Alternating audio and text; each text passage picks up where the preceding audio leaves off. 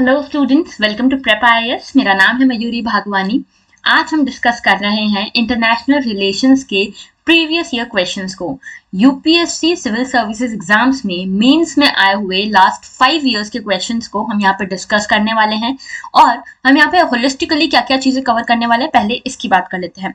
तो सबसे पहले देखो, इंटरनेशनल रिलेशंस के बेसिक्स को आपको किस तरह से रेडी करना चाहिए, what should be your sources, what is the syllabus of international relations, then we will be looking into कि किस पेपर का पार्ट है। तो आप सभी को पता होगा GS2 जनरल स्टडीज पेपर 2 का ये हिस्सा है इंटरनेशनल रिलेशंस। GS2 में होलिस्टिकली आप देखो, जनरल व्यू में, मैक्रो व्यू में देखो तो 3 चीजें आती है। एक आती है पॉलिटी, इंडियन पॉलिटी, दूसरा आता है गवर्नेंस और तीसरा आता है इंटरनेशनल रिलेशंस। और इंटरनेशनल रिलेशंस के शेयर की मैं बात करूं तो लगभग 50 से 60 मार्क्स का यहाँ पे इंटरनेशनल रिलेशन से पोर्शन आता है हर साल पेपर में। तो 200 मार्क्स का ये होता है, उसमें से 50 to 60 मार्क्स का इंटरनेशनल रिलेशंस पूछा जाता है। So it is quite bigger portion. और दूसरी चीज ये कि इसके सोर्सेस की बातें करेंगे हम कि सोर्स क्या होना चाहिए आपका इसको प्रिपेयर करने के लिए, क्योंकि देखो we have been seeing that international relation is a quite dynamic topic and कभी भी इससे नॉर्मल स्टैटिक क्वेश्चंस पूछे नहीं जाते, क्योंकि international relation is never static. अब अपनी पर्सनल लाइफ में भी देख लो, क्या आपका रिलेशन किसी और के साथ, आपका आपकी मदर के साथ, आपके ब्रदर के साथ, आपका आपके पार्टनर के साथ, क्या रिलेशन एक ही तरह का होता है, स्टेबल रहता है? कभी भी नहीं रहता, हर बार कुछ नए डेवलपमेंट्स होते हैं। तो international relations being a very dynamic topic, what should be your sources, ठीक है, तो ये भी हम देखेंगे। इसके अलावा हम थोड़ा सा सिलेबस की बात करेंगे, यहाँ पे हम थोड़ा डायरेक्टिव वर्ड्स की बात करेंगे। We will be looking into the trends, how international relations have been asked in a past few years in UPSC civil services exams। and इसके अलावा हम questions को देखेंगे कि कैसे कैसे questions आए हैं, किन टॉपिक्स में से क्वेश्चन ज्यादा पूछे जाते हैं, किन तरह के क्वेश्चंस पूछे जाते हैं, what are the elements of these questions and how you should address each and every demand of such questions and what should be the basic content. हम थोड़ा बहुत कंटेंट डिस्कस करेंगे, लेकिन there is a disclaimer that यहाँ पे content discuss करने नहीं आए हैं। वी विल बी डिस्कसिंग थोड़ा बहुत कि आपको इस क्वेश्चन में क्या क्या लिखना चाहिए था, किस तरह से आपको इसकी स्ट्रक्चरिंग करनी चाहिए थी। ओके, अच्छा, इससे पहले हमारे और भी यहाँ पे प्रीवियस क्वेश्चंस के मॉड्यूल्स आ चुके हैं, अगर आप चाहें तो उसको देख सकते हैं। ओके, आगे बात करते हैं। सबसे पहले बात करते हैं हम ट्रेंड की। तो देखो, अभी हम देखो 5 सालों की बात करें, 2016 से लेकर 2020 की, ठीक है। तो यहाँ पे ये नंबर ऑफ क्वेश्चन है, ठीक है, और यहाँ पे नंबर ऑफ क्वेश्चंस में आपको देखने को मिलेगा कि 2016 में 3 क्वेश्चन पूछे गए थे आईआर में से, 2017 में भी 3 क्वेश्चंस पूछे गए थे, 2018 में 4, 19 में 4 और 2020 में 4। तो लगभग 50 to 60 मार्क्स का यहाँ पे शेयर होता है। अच्छा, 2 तरह के क्वेश्चंस पूछे जाते हैं जनरल स्टडीज में, आपको पता होगा। एक होते हैं 150 मार्कर्स और एक होते हैं 150 वर्ड्स वाले और 250 वर्ड्स वाले, ठीक है।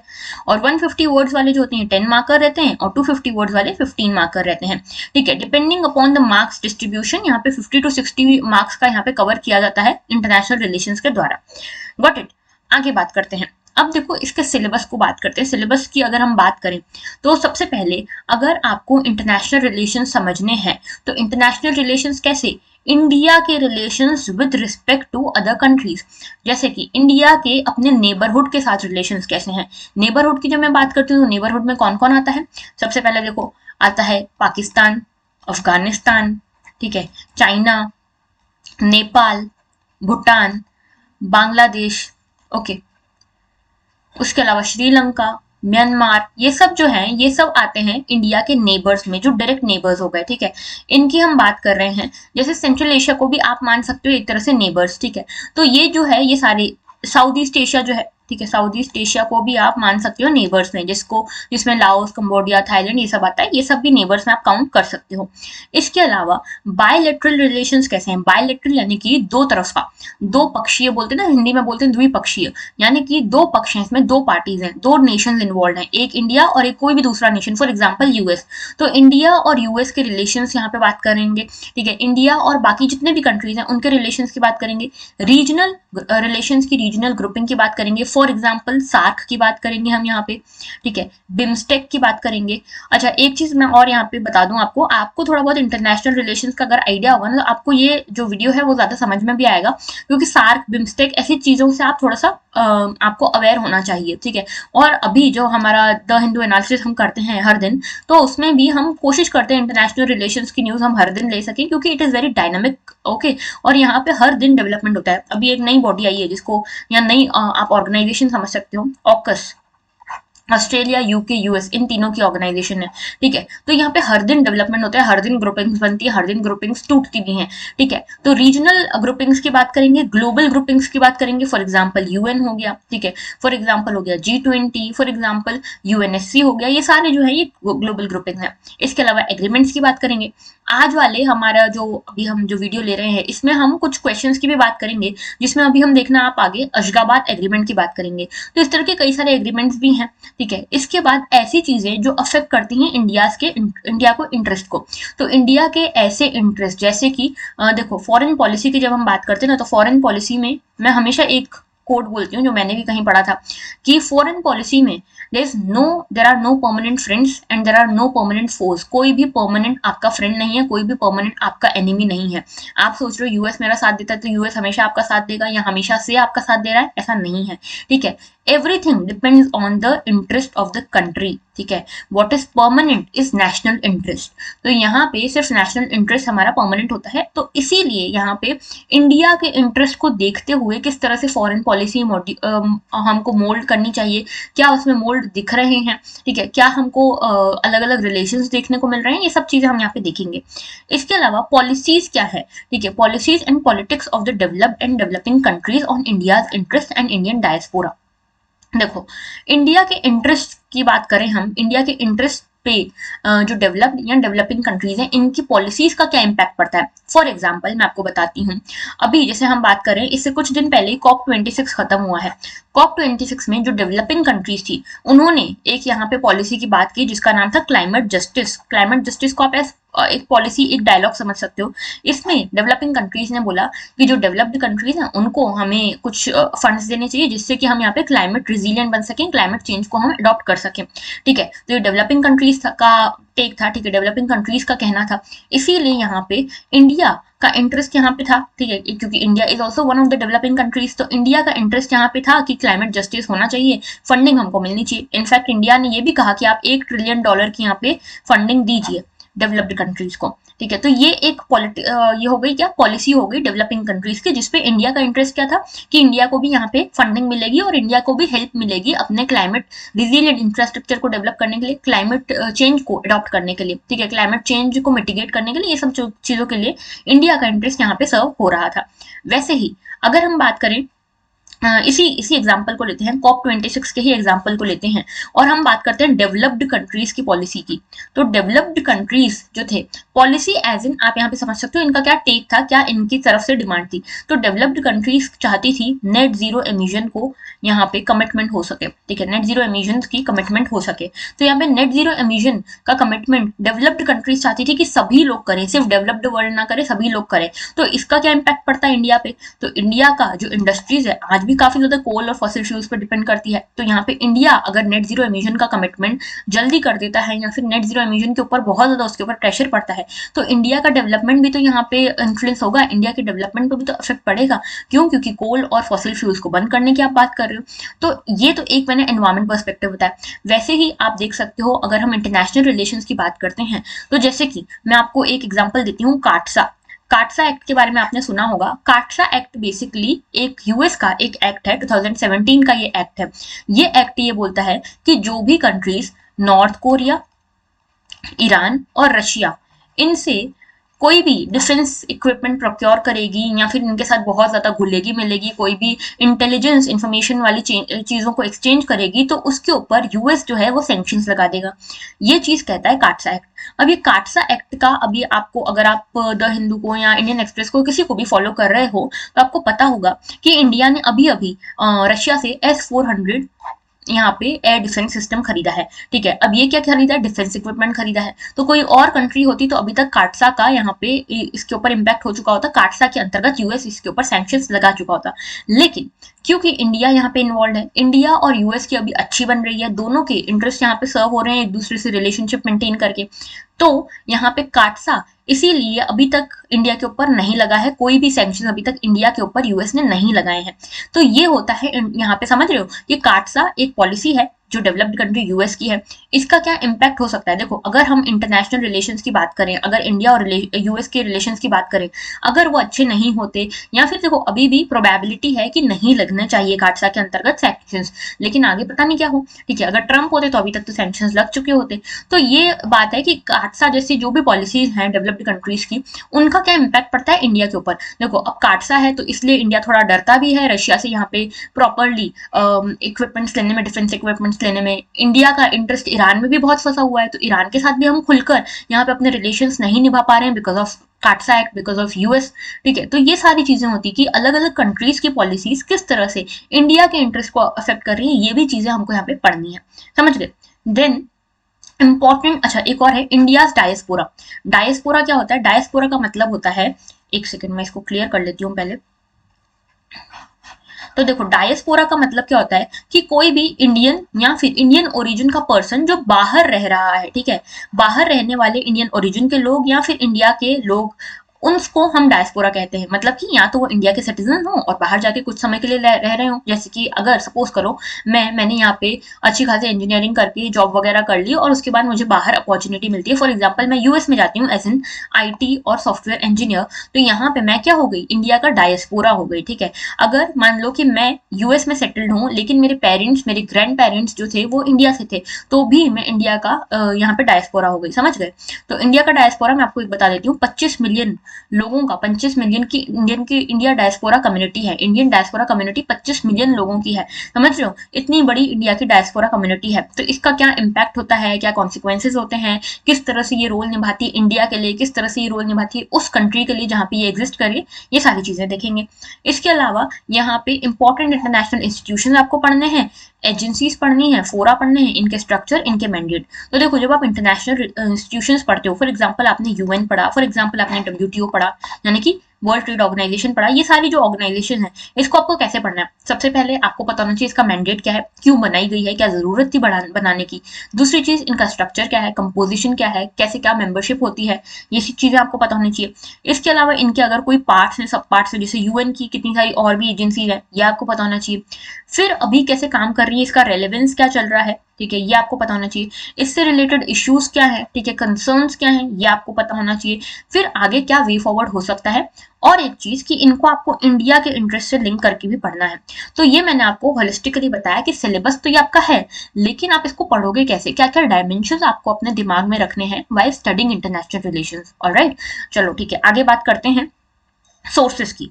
तो देखो आप लोगों में से काफी लोग ये कमेंट्स भी कर रहे थे कि इंटरनेशनल रिलेशंस की एक सीरीज लाओ, हम काम कर रहे हैं उस पर, देखते हैं जब भी हो पाती है, ठीक है। अच्छा देखो अब एनसीईआरटी की क्लास 12 की एक एनसीईआरटी है, बुक है contemporary world politics. This can be your basic book, ठीक है, यानी कि आपका स्टार्टिंग पॉइंट ये हो सकता है, अगर आप एक बिगिनर हो जिसने इंटरनेशनल रिलेशंस कभी नहीं पढ़े हैं तो you can go with this book, ठीक है। ये आपका बेसिक बुक बन सकती है, यानी कि आप इससे शुरू कर सकते हो, थोड़ा बहुत आइडिया आपको लग जाएगा। देन इसके अलावा आप करंट अफेयर्स को फॉलो करो, क्योंकि देखो करंट अफेयर्स तो बहुत इंपॉर्टेंट है, इसकी एक कोई पर्टिकुलर बुक नहीं है। देखो क्योंकि मैंने कभी नहीं पढ़ी इसलिए आई वोंट सजेस्ट, क्योंकि मैंने जितनी भी पढ़ी मुझे थोड़ी कम ही जमी, ठीक है। तो यहाँ पे सबसे अच्छा सोर्स है करंट अफेयर्स। रेगुलरली हमारा न्यूज एनालिसिस भी आता है, द हिंदू एनालिसिस आता है, आप चाहो तो उसको देख सकते हो, आपको नहीं चाहते हो देखना तो आप किसी न्यूज़पेपर तो आपको पढ़ना ही है। देखो न्यूज़पेपर का कोई सब्सटीट्यूट नहीं है, अगर आप मेरे लेक्चर्स देखते हो, द हिंदू में लेक्चर्स देखते हो, हमारे प्रेप आईएएस चैनल पे ही आते हैं, अगर आप वो देखते हो तो बहुत अच्छी बात है, नहीं देखते हो दोनों ही केसेस में आपको न्यूज़पेपर तो पढ़ना ही है, चाहे आप द हिंदू पढ़ो चाहे आप इंडियन एक्सप्रेस पढ़ो, एक न्यूज़पेपर आपको पढ़ना ही पढ़ना है। उसके अलावा आप इसको कॉम्प्लीमेंट कर सकते हो with this analysis, news analysis जो हमारे चैनल पे आता है या फिर किसी और चैनल पे आता है। दूसरी चीज आप यहाँ पे कोई भी मैगजीन भी उठा सकते हो, ठीक है, जैसे विजन की मैगजीन बहुत फेमस है, राउज आईएएस की फेमस है, ठीक है, तो इन मैगजीन्स के थ्रू भी आप थोड़ा बहुत आइडिया ले सकते हो। इसमें क्या होता है ना, अगर आप ये न्यूज एनालिसिस या मैगजीन्स को फॉलो करते हो तो क्या होता है कि आपको सपोज आज के द हिंदू न्यूज़पेपर में एक दो दिन से ये चल रहा है कि शी जिनपिंग और जो बाइडेन है, ठीक है, इन दोनों यूएस और चाइना के रिप्रेजेंटेटिव हैं, लीडर हैं ये, इन दोनों के बीच में इतने सारे ट्रेड रिलेशन हैं, खराब हो रहे हैं, ठीक है, बहुत सारे यहाँ पे प्रॉब्लम्स चल रही हैं, कंसर्न्स चल रहे हैं। इसके बीच में इनके बीच में यहाँ पे एक मीटिंग हुई है, ठीक है, काफी लंबी 3 घंटे की मीटिंग हुई इनके बीच में, और इन्होंने इसको प्रॉपर सॉर्ट आउट करने की बात की है कि हम इसको सॉर्ट करेंगे वरना हमारे रिलेशन और बिगड़ सकते हैं। तो ये चीज हुई अब यहाँ पे। तो देखो ये क्या है, ये तो आपको आया न्यूज में, द हिंदू या इंडियन एक्सप्रेस में आप ये पढ़ोगे, लेकिन इसका बैकग्राउंड आपको कैसे पता चलेगा? आपको इसका बैकग्राउंड पता चलेगा वाया एनी न्यूज एनालिसिस, जो भी आप वीडियो देखो, या फिर आप कोई भी करंट अफेयर्स की मैगजीन फॉलो करो, उसके थ्रू भी आपको इसका थोड़ा बैकग्राउंड पता चल जाएगा। तो इस तरह से इंटरनेशनल रिलेशंस प्रिपेयर होता है, ठीक है। ऐसा नहीं कि आपने एक बुक उठा ली लक्ष्मीकांत जैसी, उसमें सब आ गया, ऐसा नहीं होता, ठीक है। और अच्छा अगर आप सोर्स पढ़ना चाहते हो इंटरनेशनल रिलेशंस में, क्योंकि हर दिन चेंज होते हैं, तो उसका सबसे बड़ा सोर्स है current affairs newspapers, okay. Then एक आप यहाँ पे कुछ थोड़ा यहाँ से रेफरेंस ले सकते हो, इट्सा की एक वेबसाइट है, IDSA वेबसाइट है, ठीक है, ये भी बहुत अच्छी वेबसाइट है। इसके अलावा मिनिस्ट्री ऑफ एक्सटर्नल अफेयर्स की वेबसाइट है, इस पे रेगुलरली आर्टिकल्स आते हैं, इन दोनों वेबसाइट्स पे आर्टिकल्स आते रहते हैं। बाकी मैंने बताया द हिंदू या इंडियन एक्सप्रेस के इंटरनेशनल रिलेशन से रिलेटेड जो एडिटोरियल आते हैं, ये सब भी आप डिस्कस कर सकते हो, देख सकते हो। हमारा जो द हिंदू एनालिसिस होता है, कल भी हमने शायद EU और इंडो पैसिफिक में क्या रिलेशन हो सकता है इसको डिस्कस किया था। तो इस तरह से हम रेगुलरली इसको डिस्कस करते हैं कॉम्प्रहेंसिवली कि पास्ट क्या रहा है, बैकग्राउंड क्या रहा है, अभी क्या चल रहा है, आगे क्या अपॉर्चुनिटीज हैं, क्या इसके इम्प्लीकेशन हो सकते हैं इंडिया के ऊपर, ये सब कुछ हम डिस्कस करते हैं वैसे भी। ऑलराइट, आगे बात करते हैं थोड़ी सी अंडरस्टैंड द बेसिक्स। देखो आपको यहाँ पे बेसिक्स समझने की जरूरत है। कैसे बेसिक्स समझोगे आप? इंटरनेशनल रिलेशंस, देखो मैं आ रही हूँ क्वेश्चंस के ऊपर, लेकिन आपको मैं थोड़ा होलिस्टिकली यहाँ पे समझाना चाहती हूँ, इसीलिए हम थोड़ा यहाँ पे देख रहे हैं। इंटरनेशनल रिलेशन जब आप पढ़ते हो तो आपको समझ में आना चाहिए कि कोई भी फॉरेन पॉलिसी जो होती है, ठीक है, I am just giving you the example of basics की बेसिक्स आपको कैसे पढ़ने हैं। तो कोई भी फॉरेन पॉलिसी जो होती है वो वैक्यूम में एग्जिस्ट नहीं करती, हमेशा कुछ कंसिडरेशन होती है जिसके कारण वो ऐसी एग्जिस्ट कर रही है, ऐसी डेवलप हो रही है। जैसे कि कुछ कंसिडरेशन हो सकते हैं सिक्योरिटी के, कुछ कंसिडरेशन हो सकते हैं इकोनॉमी के, कुछ कंसिडरेशन हो सकते हैं ट्रेड के, बिजनेस के, ठीक है, सॉफ्ट पावर के, वगैरह सारी चीजें हो सकती है। मतलब कि अगर कोई भी, तो देखो इसका मतलब क्या है? इसका मतलब ये है कि कोई भी कंट्री अगर अपनी फॉरेन पॉलिसी किसी भी तरह से मोल्ड कर रही है, किसी भी तरह से डेवलप कर रही है, किसी भी रिलेशन को अपने दूसरी कंट्री के साथ किसी भी तरह से चेंज कर रही है, तो उसके पीछे ये सिक्योरिटी, इकोनॉमिक, ट्रेड, ये सारे कंसिडरेशंस होते हैं। फॉर एग्जाम्पल चाइना के साथ हमारे रिलेशन, देखो चाइना की हमने काफी सारी एप्स को बैन किया, इंडिया ने काफी सारी चाइना की एप्स को बैन किया। क्यों किया? इसमें गवर्नमेंट ने बोला कि यहाँ पे हमारे सिक्योरिटी कंसिडरेशन है, कि यहाँ पे चाइना की ऐप से हमको लगता है कि हमारे सिटीजन्स की प्राइवेसी जा रही है, हमारे सिटीजन्स यहाँ पे उनके ऊपर एक सिक्योरिटी थ्रेट है। तो ये चीज एक सिक्योरिटी कंसिडरेशन हो गई। इकोनॉमिक कंसिडरेशन क्या होता है कि जैसे हमने RCEP, एक आपको पता होगा रीजनल कॉम्प्रहेंसिव इकोनॉमिक पार्टनरशिप, ये इंडिया पहले ज्वाइन करने वाला था। ये इंडिया एशियन कंट्रीज के साथ, यानी कि साउथ ईस्ट एशियन कंट्रीज के साथ यहाँ पे ज्वाइन करने वाला था, लेकिन नहीं किया। उसका एक कारण ये भी था क्योंकि इंडिया को लगता था अगर ये एक फ्री ट्रेड एग्रीमेंट यहाँ पे साइन हो गया तो फिर इंडिया क्या करेगा, अगर इंडिया यहाँ पे चाइना जो अपने देश से एक्सपोर्ट करती है, जो इंडिया इंपोर्ट करती है चाइना से मटेरियल, उसकी तो कोई लिमिट ही नहीं रहेगी, वो तो पूरा भरता जाएगा, तो हमारे यहाँ पे डोमेस्टिक इंडस्ट्रीज पूरी सर्वाइव नहीं कर पाएंगी। तो ये एक इकोनॉमिक कंसिडरेशन थी। इस तरह से अपनी कंसिडरेशन को देखते हुए हर कंट्री की जो फॉरेन पॉलिसी है वो मोल्ड होती है या डेवलप होती है अकॉर्डिंगली। तो ये तो हमने बात की कि ये इस तरह से आपको बेसिक्स पढ़ने। आपको देखो सिंपल सा, आपको कुछ ऐसा नहीं कि रटते जाना है कि ये ऑर्गेनाइजेशन है, इसमें ये मेंबर्स हैं। आपको उसको एनालाइज करना पड़ेगा कि ऐसा हुआ तो क्यों हुआ। देखो एक चीज मैं आपको बताऊं, जितना मैंने पढ़ा है इंटरनेशनल रिलेशन में, ऑन दैट बेसिस ओनली, देखो बहुत ज्यादा तो नहीं पढ़ा, लेकिन हाँ जितना भी पढ़ा है उतने से मुझे ये समझ आया कि जो कंट्रीज है ना, दे बिहेव लाइक इंडिविजुअल्स, ठीक है, लाइक ह्यूमन बींग्स। जैसे मैं और आप, ठीक है, अगर मेरा कोई इंटरेस्ट है तो मैं आपके साथ अच्छे रिलेशंस निभाऊंगी, अगर मेरा इंटरेस्ट नहीं है तो I be neutral to you और I not be very much interested in to you. तो यही चीज यहाँ पे भी काम होती है, ठीक है, यहाँ पे अकॉर्डिंगली सारा काम होता है। इंटरनेशनल रिलेशन में भी कंट्रीज भी बेसिकली और कुछ नहीं है, हमारे और आपके जैसे इंडिविजुअल हैं जो अपने इंटरेस्ट को देखते हुए, ठीक है, यहाँ पे काम करती हैं। अच्छा, दूसरी चीज यहाँ पे आपको इंडिया की पॉलिसीज के बारे में समझ आना चाहिए, ठीक है, जैसे कि आइडियलिज्म क्या होता है, रियलिज्म क्या होता है, इंडिया किस तरह से आइडियलिज्म से रियलिज्म की तरफ आया है, कौन कौन से एलिमेंट्स को इंडिया आज भी फॉलो करता है, कौन कौन से एलिमेंट्स को इंडिया छोड़ चुका है। जैसे कि नॉन अलाइनमेंट मूवमेंट को इंडिया आज भी सपोर्ट करता है, पीसफुल को एग्जिस्टेंस को आज भी सपोर्ट करता है इंडिया, ठीक है, डिसआर्मामेंट को न्यूक्लियर डिसआर्मामेंट को आज भी हम यहाँ पे यूनिवर्सल न्यूक्लियर डिसआर्मामेंट को आज भी हम सपोर्ट करते हैं। तो ये हमारे पहले भी थे, आज भी हैं। कुछ चीज़ों को हमने यहाँ पे डिसकंटिन्यू कर दिया, जैसे कि हम बहुत ज़्यादा आइडियलिस्टिक नहीं रहे हैं, हमने रियलिज्म को फॉलो किया है। दूसरी चीज़ ये कि हमने पहले हम सारा जो ध्यान देते थे वो बड़ी बड़ी कंट्रीज पे देते थे, यूएस पे देते थे, यूके पे देते थे, ये सारी कंट्रीज पे हमारा ध्यान होता था। हमारे आसपास की कंट्रीज पे हम ध्यान ही नहीं देते थे। तो हमारा एक वेस्ट से लेके हम ईस्ट की तरफ भी थोड़ा मुड़े हैं, अपने नेबरहुड की तरफ भी मुड़े हैं। इसके अलावा हमने अपने जो इंटरेस्ट है, जैसे हम जियो पॉलिटिक्स हुआ करता था पहले, हमारा इंटरेस्ट पूरा ध्यान हमारा जियो पॉलिटिक्स पे हुआ करता था। अब हमने अपने जियो पॉलिटिक्स से हम जियो इकोनॉमिक्स की तरफ आए हैं। ऑलराइट, उसके बाद हमने डिफरेंशिएट करना सीख लिया है कि कौन हमारे लिए इंपॉर्टेंट है, कौन हमारे लिए इंपॉर्टेंट नहीं है। और दूसरी चीज ये कि हमारे लिए सबसे ज्यादा इंपॉर्टेंट हमारे इंटरेस्ट है, ठीक है।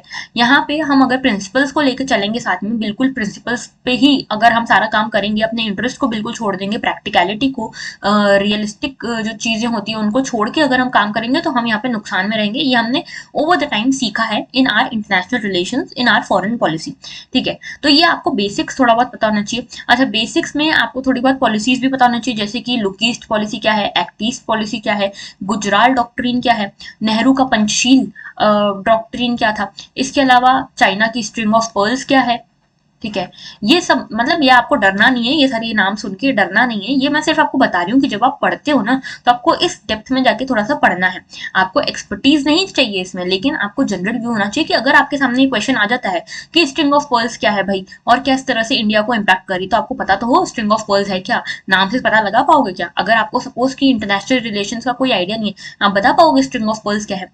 अच्छा, जिनको नहीं पता है मैं उनको बता देती हूँ, चाइना की पॉलिसी है ये, ठीक है। चाइना क्या करता है, इंडिया को एनसर्कल करता है हर तरफ से। मान लो ये इंडिया है और यहाँ पे चाइना एक तरह से इसको एनसर्कल करता है और एक इसे स्ट्रिंग ऑफ पर्ल्स बना देता है, मतलब एक माला तरह के बना देता है। जैसे कि यहाँ पे इसने कुछ टेरिटरी पे अपना मिलिट्री बेस बना लिया, या श्रीलंका है यहाँ पे कुछ बेस बना लिया, या बांग्लादेश में बना दिया, या म्यांमार में बना दिया। तो इस तरह से पूरी तरह से एनसर्कल करने का काम करता है, जैसे कि इंडिया का इन्फ्लुएंस यहाँ पे कम कर सके और चाइना का इन्फ्लुएंस वो यहाँ पे बढ़ा सके। कौन? चाइना। समझ गए? तो ये इस तरह की पॉलिसीज के बारे में थोड़ा पता होना चाहिए। दूसरी चीज कि आपको डिफरेंशिएट करते आना चाहिए। जब आप पढ़ो तो आप डिफरेंशिएट कर पाओ कि क्या आपके लिए इंपॉर्टेंट है, क्या आपके लिए इंपॉर्टेंट नहीं है। जैसे कि अभी देखो, हमने नगार्नो कोरोबख वाला एक रीजन के बारे में पढ़ा था, नगार्नो कोराबख। ये जो रीजन है यहाँ पे अभी काफी ज्यादा यहाँ पे इश्यूज चल रहे हैं, अर्मेनिया अजरबैजान के इश्यूज चल रहे हैं। तो यहाँ पे ये चीजें क्या हमसे मेंस में पूछी जाएंगी? चांसेस कम है। क्यों चांसेस कम है? क्योंकि इनसे डायरेक्टली इंडिया का कोई इंटरेस्ट जुड़ा हुआ नहीं है, इंडिया का उतना एंगेजमेंट है ही नहीं इसमें, ठीक है, इस कंट्रीज में या फिर इस इशू में। दूसरी चीज ये भी है कि इंडिया ने इसको लेकर कुछ रिस्पॉन्स दिया ही नहीं है, इंडिया का कोई रिस्पॉन्स नहीं है। हाँ, कुछ इंटरेस्ट इधर से जुड़े हुए हैं कि ये सेंट्रल एशिया में पड़ता है, ठीक है, और ये एक तरह से जोड़ता है इंडिया एशिया और यूरोप को, तो ये रीजन थोड़े बहुत हैं, लेकिन ज्यादा इंपॉर्टेंट नहीं है। जैसे अभी एक इशू चल रहा है पोलैंड और बेलारूस का, ठीक है। पोलैंड और बेलारूस के बीच में इश्यूज चल रहे हैं कि इनके बीच में एक तकरार चल रही है माइग्रेंट्स को लेकर। तो क्या ये इंडिया के लिए इंपॉर्टेंट है? इंडिया हमारे यूपीएससी में से क्वेश्चन पूछा जा सकता है? अगेन चांसेस कम है। क्यों? क्योंकि इनके इसमें हमारा कोई डायरेक्टली एंगेजमेंट है ही नहीं, डायरेक्ट इंडिया का कोई इन्वॉल्वमेंट नहीं है, डायरेक्टली इंडिया का इंटरेस्ट इनके साथ नहीं जुड़ा हुआ है। हमारा एज अ होल ईयू के साथ जुड़ा हुआ है इंटरेस्ट, लेकिन इनके साथ अलग से कोई इंटरेस्ट ज्यादा नहीं जुड़ा हुआ है, ठीक है। तो ये हमारे लिए नॉन इंपॉर्टेंट रीजन हो गए। इंपॉर्टेंट क्या हुआ? पाकिस्तान का इशू हमारे लिए इंपॉर्टेंट हुआ, ठीक है। अफगानिस्तान में अभी तालिबान आ गया है, तो अफगानिस्तान हमारे लिए इंपॉर्टेंट हुआ क्योंकि अफगानिस्तान में अपने इतनी सारी इन्वेस्टमेंट करके रखी है, हमारा बॉर्डर शेयर होती है अफगानिस्तान के साथ, ठीक है। चाइना हमारे लिए इंपॉर्टेंट हो जाता है, चाइना के साथ रिलेशन निभाना हमारे लिए इंपॉर्टेंट हो जाता है। फिर हमारे लिए नेपाल, भूटान जो हमारा नेबरहुड है वो तो है ही, इसके अलावा यूएस हमारे लिए इंपॉर्टेंट है, ठीक है, क्योंकि देखो यूएस के साथ हमारे रिलेशन अच्छे रहे हैं काफी टाइम से। रशिया हमारे लिए इंपॉर्टेंट है, जापान भी इंपॉर्टेंट है हमारे लिए, ठीक है। तो ये आपको समझ में आना चाहिए कि आपको किस तरह से डिफरेंशिएट करना है between important and non important region. जैसे कि मैं बात करूं सऊदी अरेबिया, इजराइल, ये रीजन्स भी आपके लिए इंपॉर्टेंट है, भले ही हमसे थोड़ा दूर है लेकिन हमारे लिए इंपॉर्टेंट क्यों है? क्योंकि हमारी एंगेजमेंट इनके साथ बनी हुई है, हम यहाँ पे रिस्पॉन्ड करते हैं यहाँ पे जो भी डेवलपमेंट होता है उसका। तो ये आपको डिफरेंशिएट करना आना चाहिए ड्यूरिंग स्टडिंग दिस थिंग्स, ठीक है। इसके अलावा आपको डायरेक्टिव वर्ड्स के बारे में थोड़ा अंदाजा होना चाहिए, क्या डायरेक्टिव वर्ड्स हैं आगे मैं बताऊंगी।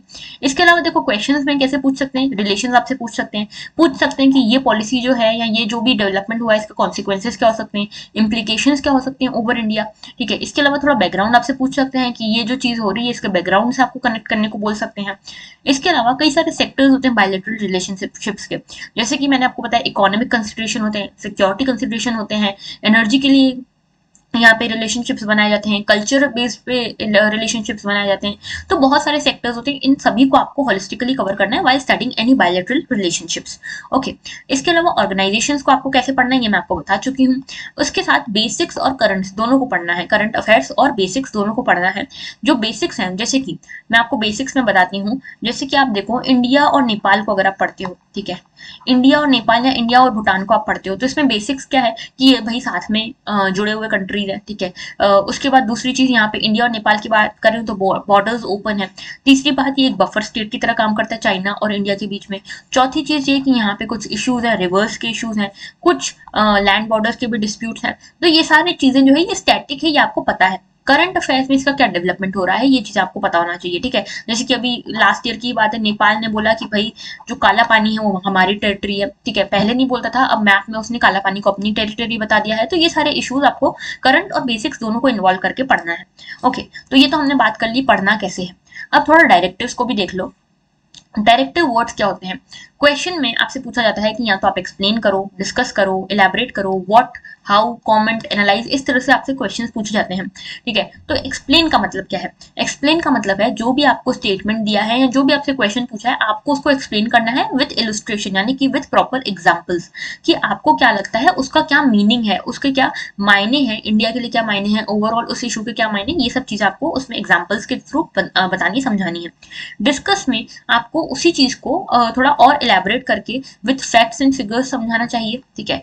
इलेबोरेट में भी आप बढ़ा के बताते हो, इसमें आपको थोड़ा अपने साइड से भी डायमेंशन ऐड करते हो। एक्सप्लेन और डिस्कस में क्या होता है ना, जनरली जैसे बोल दिया कि स्ट्रेटेजिक या सिर्फ सिक्योरिटी कंसर्न्स, या फिर बोल दिया कि इकोनॉमिक पर्सपेक्टिव से बताओ कि इंडिया और यूएस के रिलेशंस कैसे हैं। तो जैसे मान लो इकोनॉमिक और एक सेकंड, इकोनॉमिक और सोसाइटल बेसिस पे पूछ लिया कि इंडिया और यूएस के रिलेशंस कैसे हैं, तो आप इसमें सिर्फ यही बताओगे। लेकिन अगर आपको बोला डिस्कस करो और भी क्या एलिमेंट्स हैं, तो आप उसमें और भी चीजें ऐड करोगे। इलेबोरेट बोला तो आप इसमें चीजें बताओगे कि इकोनॉमिक में क्या क्या चीजें और हो सकती हैं, सोसाइटल में क्या क्या इंडिया और यूएस के बीच में रिलेशंस किस किस डायमेंशन पे स्टैब्लिश्ड है, ये सारे इस तरह से बताओगे। व्हाट में तो सीधे आपसे पूछेंगे कि what is string of pearls, ठीक है। तो ये आपसे सीधे क्वेश्चन पूछ लिया, what is Gujral doctrine, what is Panchsheel, what is look east policy, ठीक है। इस तरह से व्हाट इज काटसा, ये सब चीजें आपसे पूछ सकते हैं। हाउ, तो हाउ में क्या पूछा जाता है कि ये चीज आपके ऊपर किस तरह से इंपैक्ट कर रही है, how is this impacting over your interest, over India interest, तो ये आपको यहाँ पे समझाना है। कमेंट में आपको अपना ओपिनियन देना है, ठीक है, and this opinion should be properly thought of, ठीक है। तो यहाँ पे आपको अच्छे से, जैसे देखो यही फायदा होता है एडिटोरियल्स पढ़ने का। एडिटोरियल्स में क्या होता है ना, जो बड़े एक्सपर्ट्स होते हैं इंटरनेशनल रिलेशंस के, वो लोग अपने ओपिनियंस देते हैं, उन लोगों के ओपिनियंस को आप अपना करके यहाँ पे कोट कर दो, ठीक है। तो यहाँ पे इस तरह से आप यहाँ पे कमेंट में इस चीजों का यूज कर सकते हो। एनालाइज में क्या होता है, बेसिकली आपको इवेल्युएट काइंड ऑफ करना पड़ता है। जैसे आपसे पूछ लिया कि चाइना हमारे इंडिया के लिए बहुत बड़ा थ्रेट है, ये बोल दिया, अब आपसे पूछा एनालाइज, तो एनालाइज में आप बताओगे कि क्या सच में ऐसा है, और अगर है तो ऐसा क्यों है, अगर ऐसा है तो इसका क्या सेकंड भी कोई पर्सपेक्टिव है कि नहीं इतना बड़ा थ्रेट नहीं है, और ऐसा क्यों, तो क्यों नहीं है, ये चीजें आप बताओगे। इवेल्युएट करोगे आप कि सपोज बोला कि ये जो पॉलिसी है, फॉर एग्जांपल बोला उन्होंने फ्री ट्रेड एग्रीमेंट साइन हुआ सपोज इंडिया और जापान के बारे में बीच में, तो इसका क्या, इसका इवेल्युएशन करो, तो इसके मेरिट्स क्या है, ठीक है, इसके हमारे कंसर्न्स क्या हो सकते हैं, कि आगे हमको क्या प्रॉब्लम्स फेस करनी पड़ सकती है, ये सारी चीजें आपको उसमें डिस्कस करनी है इन इवेल्युएट एंड एनालाइज। ऑलराइट, तो ये डायरेक्टिव वर्ड्स का थोड़ा सा आपको आइडिया होना चाहिए। आगे बात करते हैं क्वेश्चंस के कैसे टाइप्स हैं, हम यहाँ पे किस तरह से डिस्कस करने वाले हैं। तो देखो हम 3 तरह के क्वेश्चंस को यहाँ पे डिस्कस करेंगे, मतलब सारे ही क्वेश्चंस जो हैं वो 3 तरह से यहाँ पे डिस्ट्रीब्यूटेड है। पहला टाइप है इंडिया और उसके नेबरहुड के बीच में रिलेशनशिप्स को लेकर, ठीक है, जैसे कि India Pakistan, India Bangladesh, India Nepal, India Bhutan, ये सारी चीजों को लेकर यहाँ पे एक तो ये हो गया। दूसरा हो गया यहाँ पे इंडिया और नॉन नेबर्स, ठीक है, नॉन नेबर्स में कौन आ गया, यूएस आ गया, रशिया आ गया, इजराइल आ गया, जापान आ गया, ये सब आ गए नॉन नेबर्स में। तीसरा है हमारा ऑर्गेनाइजेशंस, ऑर्गेनाइजेशन में आ गया यूनेस्को आ गया, डब्ल्यूटीओ आ गया, यूएन आ गया, अंक्टेड आ गया, ये सारे जो है ये सभी ऑर्गेनाइजेशन है, ठीक है। तो ये सब हम इन तरह से 3 में डिस्ट्रीब्यूट किया है मैंने। आज जो हम यहाँ पे डिस्कस करेंगे वो हम इंडिया एंड इट्स नेबरहुड को डिस्कस करेंगे, मतलब इंडिया और नेबरहुड के बीच में जो भी क्वेश्चन आए हैं उनको हम कोशिश करेंगे यहाँ पे डील करने की, ठीक है। तो हम शुरू करते हैं पहले क्वेश्चन के साथ। तो देखो पहला क्वेश्चन क्या है, China is using its economic relations and positive trade surplus as tools to develop potential military power status in Asia. In the light of this statement, discuss its impact on India as her neighbor in ये आया था question 2017 में। अब देखो, international relation में आप जब भी क्वेश्चंस को देखोगे, अभी 2-3 सालों का ट्रेंड मैं आपको बताऊं, तो आप जब क्वेश्चन को देखोगे ना, आप सपोज कि मान लो इंडिया और चाइना के रिलेशन बहुत अच्छे से पढ़ के गए, क्वेश्चन देखोगे ना घूम जाओगे, क्योंकि यूपीएससी की आदत है उसको डिफिकल्ट बनाने की। क्वेश्चन को वो बहुत टिपिकल बनाते हैं, उसको डिफिकल्ट बनाते हैं, लेकिन you have to answer it in a simple manner. जो पूछा है उस पर फोकस करो, टारगेट करो जो पूछा है। तो पहली चीज इन्होंने एक स्टेटमेंट दी, China is using its economic relation and positive trade surplus as a tool to develop military power status in Asia. तो बेसिकली क्या हो रहा है यहाँ पे, चाइना जो है, चाइना अपनी इकोनॉमिक पावर, अपनी ट्रेड वाली पावर, ट्रेड सरप्लस वाली जो पावर है, इन दोनों को यूज कर रहा है फॉर मिलिट्री पावर को यहाँ पे अपनी डेवलप करने के लिए, मिलिट्री स्टेटस को डेवलप करने के लिए। और this is been asked in perspective of Asia. तो एशिया के रिस्पेक्ट में आपसे पूछा गया, तो जब भी क्वेश्चन पढ़ो ना, उसको वहीं की वहीं अंडरलाइन करके उसके कीवर्ड्स को निकालो। तो economic relations, positive trade, military power और एशिया, ये आपके हो गए कीवर्ड्स। अब आपसे पूछा गया है, in light of this statement discuss its impact on India. तो मेन क्वेश्चन आपका ये इम्पैक्ट ऑन इंडिया आपको यहाँ पे डिस्कस करना है। तो यहाँ पे मेन क्वेश्चन पे ध्यान देना, फोकस इस पे होना चाहिए, ठीक है। बाकी ये जो सारे कीवर्ड है ना, ये हमको हेल्प करेंगे इंट्रोडक्शन और कंक्लूजन को बनाने में। यहाँ पे impact on India is the major keyword. Okay, तो यहाँ पे ये देखते हैं हम, 2017 का क्वेश्चन है। इंट्रोडक्शन में आपको क्या करना चाहिए था, देखो जब भी आपको कोई स्टेटमेंट दिया जाए ना, कोशिश करो उसको सब्सटैंशिएट करो थ्रू फैक्ट्स, थ्रू फिगर्स, ठीक है, उसको सब्सटैंशिएट करो। कैसे सब्सटैंशिएट करोगे, जैसे कि आपसे ये क्वेश्चन ये चीज पूछी गई, तो आप इस तरह का यहाँ पे कोई डायग्राम बना सकते हो कि यहाँ पे एक साइड पे एक गोले में दिखा दो इकोनॉमिक और ट्रेड सरप्लस, ठीक है, इकोनॉमिक एंड ट्रेड सरप्लस इस तरह से दिखा सकते हो। दूसरा, इसका क्या इम्पैक्ट है over military status over of China, ठीक है। तो इस तरह से आप यहाँ पे डायग्राम्स भी बना सकते हो। इंटरनेशनल रिलेशंस में देखो डायग्राम बनाने का ज्यादा स्कोप नहीं होता, यहाँ पे आप मैपिंग के थ्रू भी इसको समझा सकते हो, ठीक है। जैसे इस मैप में तो बहुत ज्यादा इसका है नहीं यूज, बाकी आप दूसरे क्वेश्चन में हम देखेंगे किस तरह से आप मैप का यूज कर सकते हो। अब देखो इंट्रोडक्शन में आप सब्सटेंशिएट कैसे करोगे, आपको समझाना है कि ये जो आपने कहा है बिल्कुल सही कहा है। यूपीएससी को आपको ये बताना है, यूपीएससी के जो चेकर हैं उनको ये बताना है। तो चाइना के पास इकोनॉमिक रिलेशंस के तौर पे काफी अच्छी यहाँ पे पकड़ है, पॉजिटिव ट्रेड सरप्लस भी है और इसके पास मिलिट्री पावर भी है, ये आपको बताना है। तो आप कैसे बताओगे, सबसे पहले इकोनॉमिक टर्म्स की बात करें तो India is one of the largest economies of this world presently. तो यहाँ पे लगभग सेकंड या थर्ड नंबर पे अभी आ रही है चाइना की इकोनॉमी। तो वन ऑफ द लार्जेस्ट लिखो, क्योंकि देखो ये हर दिन बदलता है, कभी फर्स्ट पे भी आ जाती है, कभी सेकंड पे आ जाती है, कभी थर्ड पे आ जाती है। तो आप लिखो one of the first, one of the biggest economies of the globe, ठीक है, biggest economies of the globe आप ये लिख सकते हो। दूसरी चीज आप ये लिख सकते हो कि यहाँ पे लगभग ये अभी एक मैन्युफैक्चरिंग हब के फॉर्म में डेवलप हो रही है, ठीक है, ये लिख सकते हो। तीसरा आप ये लिख सकते हो कि लगभग 200 मिलियन डॉलर्स का यहाँ पे अभी अभी यहाँ पे 200 मिलियन डॉलर्स का यहाँ पे प्रोक्योरमेंट किया है इन्होंने इन मिलिट्री इक्विपमेंट्स। तो देखो यहाँ पे ये चीज बता सकते हो, अच्छा ये मिलियन नहीं बिलियन है, 200 बिलियन डॉलर्स का यहाँ पे मिलिट्री प्रोक्योरमेंट है चाइना की आर्मी का, ठीक है। तो ये आपने बताया मिलिट्री पावर। दूसरा आप ये भी बता सकते हो इकोनॉमी की इसके फैक्ट में कि कोविड जब से गया है, कोविड जैसे जैसे लौट रहा है, उसके बाद जैसे जैसे इकोनॉमीज रिकवर कर रही हैं अलग अलग देशों की, स्टार्टिंग में देखा गया जब ये सेकंड वेव के बाद जनरली कि यहाँ पे देखा गया, स्पेशली 2020 की मैं बात कर रही हूँ, ठीक है, 2020-21 की बात कर रही हूँ मैं। तो इसमें देखा गया कि मेजर जितनी भी इकोनॉमीज थी उन्होंने एक नेगेटिव ग्रोथ रेट देखा। इंडिया ने भी देखा था, आपने एक क्वार्टर में -23% का ग्रोथ रेट देखा था हमने, मतलब हमारी इकोनॉमी कॉन्ट्रैक्ट हुई थी इंस्टीड ऑफ ग्रोइंग। लेकिन ऐसे समय में चाइना इकलौती ऐसी कंट्री थी, चाइना इकलौती ऐसी इकोनॉमी थी जिसके पास पॉजिटिव ग्रोथ रेट था, ठीक है। तो ये एक बहुत बड़ी चीज दिखाती है, इकोनॉमिक पावर दिखाती है ये चाइना की, ठीक है। तो ये सारी चीजें आपको समझ में आनी चाहिए, मतलब फैक्ट्स आपको यहाँ पे कोट करना है, सब्सटेंशिएट करना है आपको जो भी यहाँ पे स्टेटमेंट दिया है उसको, कि हाँ आप जो बोल रहे हो वो सही बोल रहे हो। इसके बाद आप आओगे, कनेक्ट करोगे आप डॉट्स को। कैसे डॉट्स को कनेक्ट करोगे, मतलब आप यहाँ पे एग्जांपल्स दोगे। किस तरह के एग्जांपल्स दोगे कि किस तरह से इकोनॉमिक और ट्रेड सरप्लस का फायदा उठा के चाइना अपना इंट्रूजन बढ़ा रहा है अलग अलग कंट्रीज में, स्पेशली एशिया में। कैसे, फॉर एग्जाम्पल आप यहाँ पे बताओगे श्रीलंका में ये डेट डिप्लोमेसी करता है, डेट डिप्लोमेसी, या फिर इसको बोलते हैं cheque book diplomacy.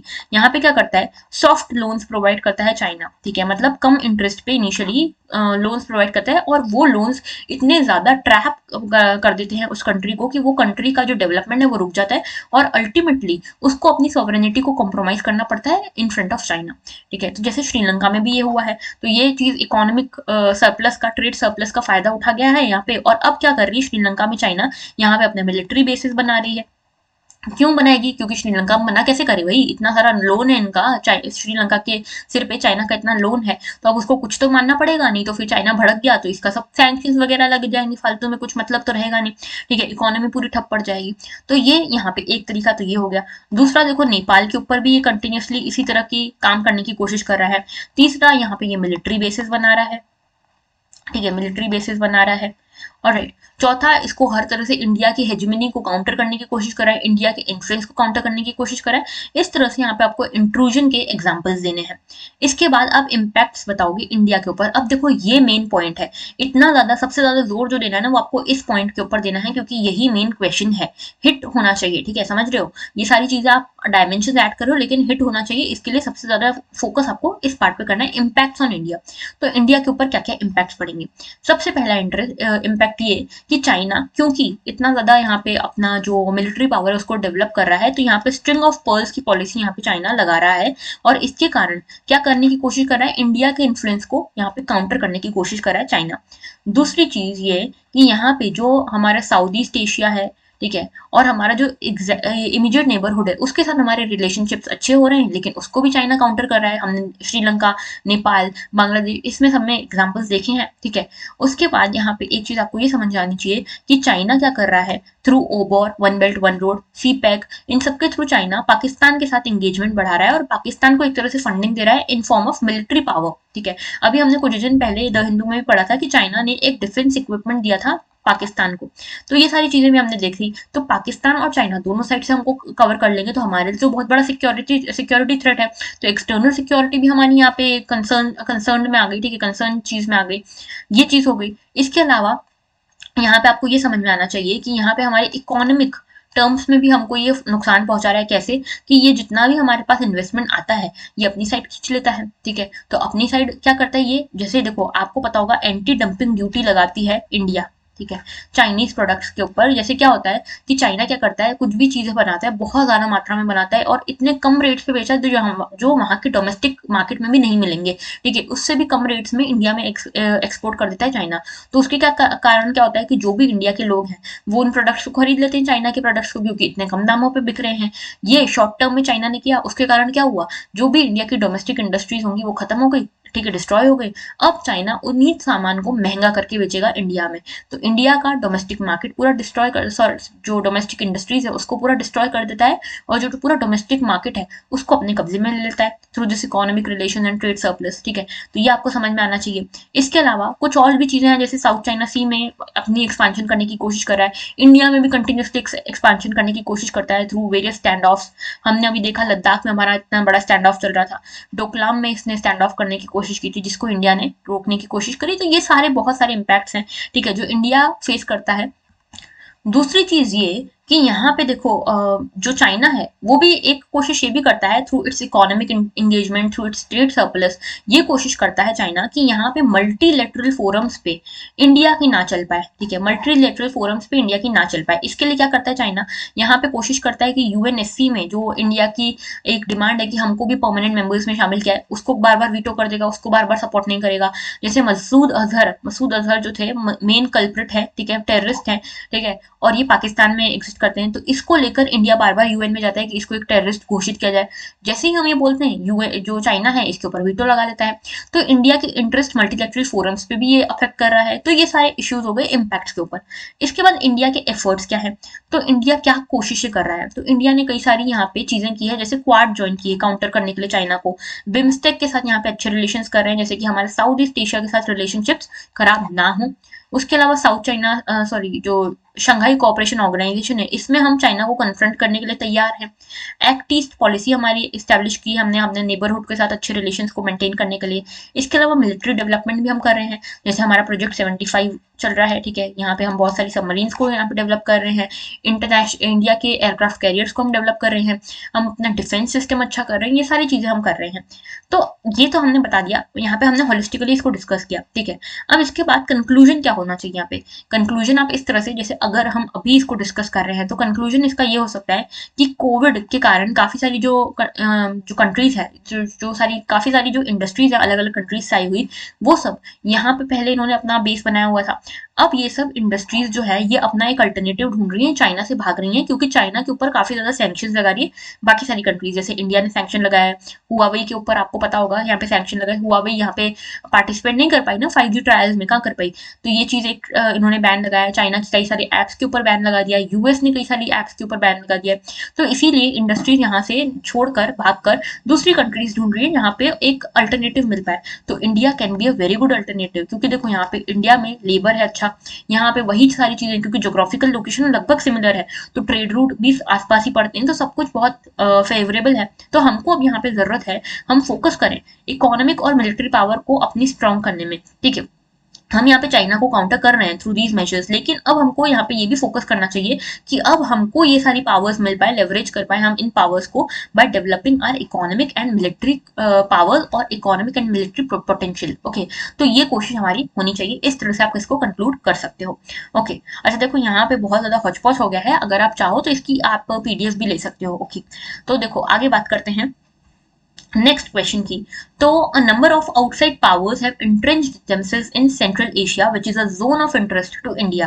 Discuss the implications in this context of India joining the Ashgabat Agreement 2018 का क्वेश्चन है। अब देखो सबसे पहले ये समझो क्वेश्चन क्या बोल रहा है। इतना बड़ा स्टेटमेंट पढ़ते हैं ना तो क्वेश्चन ही भूल जाते हैं एंड तक आते आते। देखो इसमें क्या पूछा हुआ है, पहली चीज बोली है कि सेंट्रल एशिया की बात की है, सेंट्रल एशिया को मार दो गोला, ठीक है। सेंट्रल एशिया की बात की हुई है, तो सेंट्रल एशिया आपके लिए कितना इंपॉर्टेंट है, हमारे लिए कितना इंपॉर्टेंट है, इंडिया के लिए, ये हमको समझ में आना चाहिए। पहली चीज बोली है कि जो आउटसाइड पावर्स है उनका कंटिन्यूसली इन्वॉल्वमेंट सेंट्रल एशिया में बढ़ता जा रहा है, जो कि जोन ऑफ इंटरेस्ट है इंडिया के लिए। तो इंडिया के लिए बहुत ज्यादा इंपॉर्टेंट है सेंट्रल एशिया, और इसी सेंट्रल एशिया में बाहर की कंट्रीज जो है आउटर पावर्स है वो अपना कंटिन्यूसली कंट्रीब्यूशन या इन्वॉल्वमेंट बढ़ा रही हैं। तो इसके इम्प्लीकेशंस क्या होंगे, what are the implications in the context of India joining Ashgabat Agreement? Now this Ashgabat Agreement also becomes important. Implications आपको बताने हैं यहाँ पे, तो समझ गए मेन क्वेश्चन क्या है, इम्प्लीकेशंस बताने हैं। इंडिया ने जो अशगाबाद एग्रीमेंट ज्वाइन किया है उसके इम्प्लीकेशंस क्या होंगे, हमारी इन्वॉल्वमेंट किस तरह से सेंट्रल एशिया में बढ़ेगी, ये आपको इम्प्लीकेशन बताने हैं, ठीक है। अब यहाँ पे कॉन्टेक्स्ट क्या लेना है कि यहाँ पे बाकी सारी कंट्रीज भी इन्वॉल्वमेंट बढ़ा रही है सेंट्रल एशिया में, तो समझ रहे हो। अब यहाँ पे central Asia is the focus point. अब आपको समझना चाहिए जब भी आपसे कोई ऐसा क्वेश्चन पूछे, सबसे पहले समझाओ सेंट्रल एशिया इंपॉर्टेंट क्यों है, फिर आप समझाओ अशगाबाद एग्रीमेंट की बात हुई है तो अशगाबाद एग्रीमेंट क्या है, और फिर आओ मेन क्वेश्चन पे कि इम्प्लीकेशंस क्या हैं जो हमने अशगाबाद एग्रीमेंट ज्वाइन किया है उसके। समझ गए, तो ये चीज, अच्छा ये भी चीज आपको समझ में आनी चाहिए कि ये क्वेश्चन आया तो क्यों आया, क्योंकि 2018 में ही हमने अशगाबाद एग्रीमेंट साइन किया था और उसी के बाद ये क्वेश्चन आया है। तो समझ गए करंट अफेयर से किस तरह से रिलेटेड है, इसीलिए मैं बार बार बोल रही हूँ international relation is a very dynamic topic and you can not read it completely, you can not study it completely from one source. Okay, इसलिए आपको बार बार करंट अफेयर्स को यहाँ पे लाना ही पड़ेगा रेफरेंस में। समझ गए, चलो आगे बढ़ते हैं, इंट्रोडक्शन की बात करते हैं। तो देखो सबसे पहले इंट्रोडक्शन में आप क्या लिखोगे, जैसे कि मैंने बताया सेंट्रल एशिया की इंपॉर्टेंस समझाओ, ठीक है। किस तरह से आप इंपॉर्टेंस समझाओगे, यहाँ पे आप बताओगे कि सेंट्रल एशिया एक तो ज्योग्राफिकली हमारी प्रॉक्सिमिटी में है, ठीक है, पहली चीज। दूसरी चीज हमारे लिए इसलिए इंपॉर्टेंट है, दूसरी चीज हमारे लिए ये इंपॉर्टेंट है कि ये यूरोप की तरफ हमारा एक गेटवे बन सकता है, ठीक है। It is the gateway to Europe. हमको अगर यहाँ पे ट्रेड रिलेशन स्टैब्लिश करनी, कनेक्टिविटी स्टैब्लिश करनी यूरोप के साथ, तो central Asia is a very important point, क्योंकि यहीं से सारा जो कॉरिडोर्स है वो निकलेंगे। तो ये एक इंपॉर्टेंट यूरोप की तरफ हमारा एक गेटवे हो सकता है। दूसरा, यहाँ पे मिनरल रिसोर्सेज काफी अच्छे मिलते हैं, एनर्जी रिसोर्सेज काफी अच्छे मिलते हैं, ठीक है। ये हमको सपोर्ट कर सकते हैं, अगर हमारा इन्वॉल्वमेंट इन कंट्रीज में अच्छा होता है तो ये हमको सपोर्ट कर सकते हैं काफी सारे मल्टीनेशनल इंस्टीट्यूशंस में, ठीक है, जैसे कि यूएन में, बाकी सारी जो भी WHO, वर्ल्ड ट्रेड ऑर्गेनाइजेशन, इन सब में हमको हेल्प कर सकते हैं। तो ये सेंट्रल एशिया की आपने इंपॉर्टेंस बताई।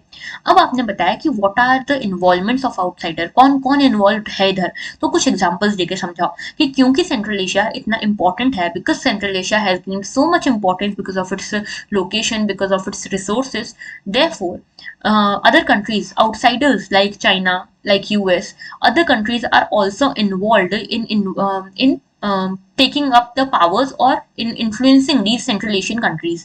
ठीक है, तो अब इसका एग्जांपल कैसे दोगे?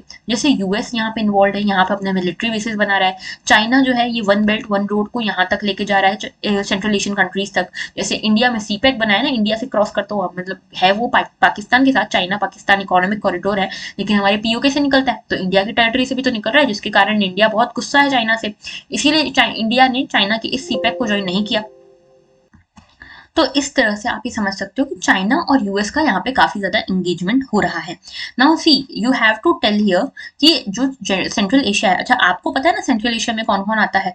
देखना मैप, देखना जरा, Kazakhstan, Kyrgyzstan, Turkmenistan, Uzbekistan, Tajikistan, Afghanistan, ये सब जो है ना, ये सारे तान तान वाले, ये सारे के सारे सेंट्रल एशियन कंट्रीज में आते हैं। ओके, तो देखो यहाँ पे आउटसाइडर्स का इन्वॉल्वमेंट है, ये आपको मतलब यहाँ पे जो ये स्टेटमेंट दी ना, इसको सब्सटेंशिएट करना है इंट्रोडक्शन में। ओके, और आप चाहो तो इसमें ये भी बता सकते हो कि India has recently joined Ashgabat agreement to deal with this issue, इस तरह से आप इसमें इंट्रोड्यूस कर सकते हो। ठीक है, अच्छा एक चीज और कि यूएस और चाइना, जैसे मैंने आपको बताया कि यहाँ पे इन्वॉल्वमेंट इनका बढ़ रहा है, so now central Asia has become a part of new game politics. ठीक है, मतलब यहाँ पे एक लार्जर गेम चल रहा है कि बेसिकली पहले क्या होता था कि जो बड़ी कंट्रीज होती थी, जैसे ब्रिटेन हुआ करती थी, फ्रांस हुआ करती थी, वो क्या करती थी, अपने इन्फ्लुएंस को बढ़ाने के लिए क्या करती थी, लोग कंट्रीज को कॉलोनाइज करती थी, कंट्रीज को स्लेव बनाती थी। आज के ट्रेंड में ये है कि हर कंट्री अपना इन्फ्लुएंस छोड़ना चाहता है, अपनी हेजेमनी बनाना चाहता है दूसरी कंट्री पे for serving its own interest. ठीक है, यही तो बात है फॉरेन पॉलिसी में, और क्या होता है इंटरनेशनल रिलेशन में, और क्या होता है। तो ये जो डेवलप्ड कंट्रीज है, यूएस चाइना जैसी बड़ी कंट्रीज जो है, पावरफुल कंट्रीज जो है, वो इस तरह से बाकी कंट्रीज में थोड़ा सा इंटरफेरेंस बढ़ा रही है, ज्यादा इन्वॉल्वमेंट कर रही है। ठीक है, so that central Asian countries पे या दूसरी जो भी कंट्रीज हैं उनके ऊपर उनकी इन्फ्लुएंस बढ़ सके, पावर बढ़ सके, और एक तरह से जो भी इसके आसपास का रीजन है वो काउंटर हो सके, मतलब उसका उतना इन्फ्लुएंस ना हो। जैसे फॉर एग्जांपल जिस केस में इंडिया का इन्फ्लुएंस उतना ना हो पाए। तो अच्छा ये भी चीज आपको समझ में आनी चाहिए, Central Asia is not direct और immediate neighbour to India, it is an extended neighbour. ठीक है, एक्सटेंडेड नेबर आप इसको कह सकते हो, जैसे हमारी एक्सटेंडेड फैमिलीज होती है वैसे एक्सटेंडेड नेबर है। नाउ अब देखो इसके बाद हम बात करते हैं बॉडी की। तो अब बॉडी में आपको मेजरली ध्यान देना है इम्प्लीकेशन पे। तो पहले तो आप बताओगे अशगाबाद एग्रीमेंट है क्या, आपको पता होगा तो आप लिखोगे, नहीं पता होगा तो क्या ही लिखोगे, तो इसीलिए करंट अफेयर्स जरूरी हो जाते हैं। ठीक है, अब अशगाबाद एग्रीमेंट क्या है? ये बेसिकली एक मल्टी मोडल ट्रांसपोर्ट एग्रीमेंट है between governments of central Asian countries, आप लिख सकते हो। आपको सिंपली ये पता होना चाहिए कि एक multi modal transit transport agreement है जो सेंट्रल एशियन कंट्रीज के बीच में साइन हुआ है, जिसमें India is also a party. तो यहाँ पे अगर आपको ये पता है सब कंट्रीज के नाम, तो नाम लिखो, नहीं पता है तो सेंट्रल एशियन कंट्रीज लिख सकते हो। तो Kazakhstan, Uzbekistan, Turkmenistan, Iran, Pakistan, India, Oman, इन सब के बीच में एक एग्रीमेंट साइन हुआ जिसको अशगाबाद एग्रीमेंट कहते हैं। और ये एग्रीमेंट क्या करता है, एक मल्टी मोडल ट्रांसपोर्ट कॉरिडोर बनाने की बात करता है। ठीक है, for creating an international transport and transit corridor facilitating transportation of goods between central Asia and Persian gulf. तो सेंट्रल एशिया से पर्शियन गल्फ के बीच में जो एरिया है उसमें ट्रांसपोर्ट कॉरिडोर बनाने की बात करता है ये जो एग्रीमेंट है वो। अच्छा अब आप चाहो ना तो यहाँ पे आप मैप यूज कर सकते हो, थोड़ा बहुत अगर आपको आइडिया होगा तो देखो ये है हमारा इंडिया। ओके, उसके बाद यहाँ पे आता है पाकिस्तान, ऊपर आता है अफगानिस्तान। अब वो थोड़ा सा आपको मैप देखना पड़ेगा, ठीक है, क्योंकि I am not also well versed with map here. Kazakhstan, Kyrgyzstan, Uzbekistan, ये वाला जो रीजन है वो सेंट्रल एशियन रीजन है। तो सेंट्रल एशियन रीजन, अच्छा एक चीज मैं बता दूं यहाँ पे यहाँ पे आता है ईरान। ओके, यहाँ पे आगे आता है ईरान, फिर उसके बाद यहाँ पे आता है इस तरह से, यहाँ पे आता है Persian gulf. Okay, Persian gulf आता है यहाँ पे, और इसके बाद यहाँ पे आता है, यहाँ पे स्ट्रेट ऑफ हॉर्मुज है। ठीक है, तो ये सारा पूरा चीज है। अब देखो यहाँ पे क्या बोला है, सेंट्रल एशिया से लेके, मतलब यहाँ से लेके ये पर्शियन गल्फ तक का ट्रांसपोर्ट कॉरिडोर बनेगा, और ये जिन जिन भी कंट्रीज से पास हो रहा है, मतलब देखो यहाँ से ये ऐसे भी निकल सकता है, इसके अलग अलग रूट्स होंगे। ठीक है, तो ये इस तरह से आप यहाँ पे एक ट्रांजिट कॉरिडोर बना के दिखा सकते हो। तो देखो अगर आपको मैप पूरा नहीं भी आता है, ठीक है, तो भी आप इसको अच्छे से दिखा सकते हो। कैसे दिखाओगे? ये इतने दिनों के बाद मुझे पेन का यूज पता चला कि एक बटन दबाने से पूरा इरेज हो जाता है। So great of me. तो चलो ये देखो यहाँ पे मैप कैसे आप यूज कर सकते हो कि यहाँ पे आप ऐसे इंडिया बना सकते हो। ठीक है, इंडिया का मैप तो आई होप आप सभी को आता होगा, और नहीं आता है तो बनाना सीख लो, बहुत इंपॉर्टेंट है। ठीक है, ये इंडिया का मैप आपने बता दिया। ठीक है, अभी मैं यहाँ प्रॉपर्ली नहीं बना रही हूँ। फिर यहाँ पे आप पाकिस्तान लिख सकते हो, यहाँ पे आप ईरान लिख सकते हो। बेसिकली आपको पर्शियन गल्फ बतानी है, तो ये आपने इस तरह से बताया, और यहाँ से आपने ऐसे पर्शियन गल्फ बता दी यहाँ पे, और यहाँ पे ऊपर आपने बता दिया सेंट्रल एशियन रीजन। ठीक है।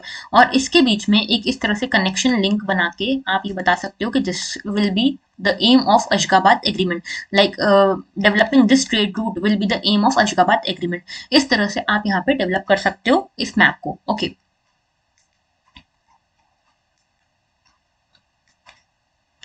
एक सेकेंड ना। ओके, तो अब देखो यहाँ पे अशगाबाद एग्रीमेंट के बारे में आपने छोटा सा बता दिया in the body section. You can also draw a map here.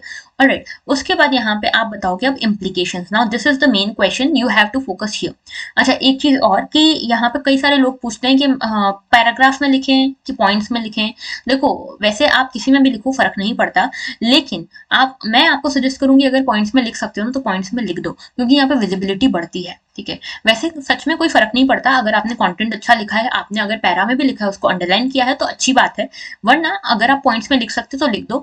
Ethics में जनरली यूज क्या करो, पैराग्राफ्स, वरना एथिक्स और ऐसे में तो आपको पैराग्राफ ज्यादा यूज ही करने हैं। लेकिन अगर बाकी जो जनरल स्टडीज के पेपर्स हैं, कोशिश करो पॉइंट्स में लिख सको। तो नहीं भी लिख सकोगे तो बहुत बड़ा इशू नहीं है, सिर्फ इसके ऊपर अपना मेंटल पीस नहीं खोनी है, अपनी सारी प्रिपरेशंस को इसके कारण डिसोरिएंट नहीं करना है कि पॉइंट्स में नहीं लिखना आ रहा।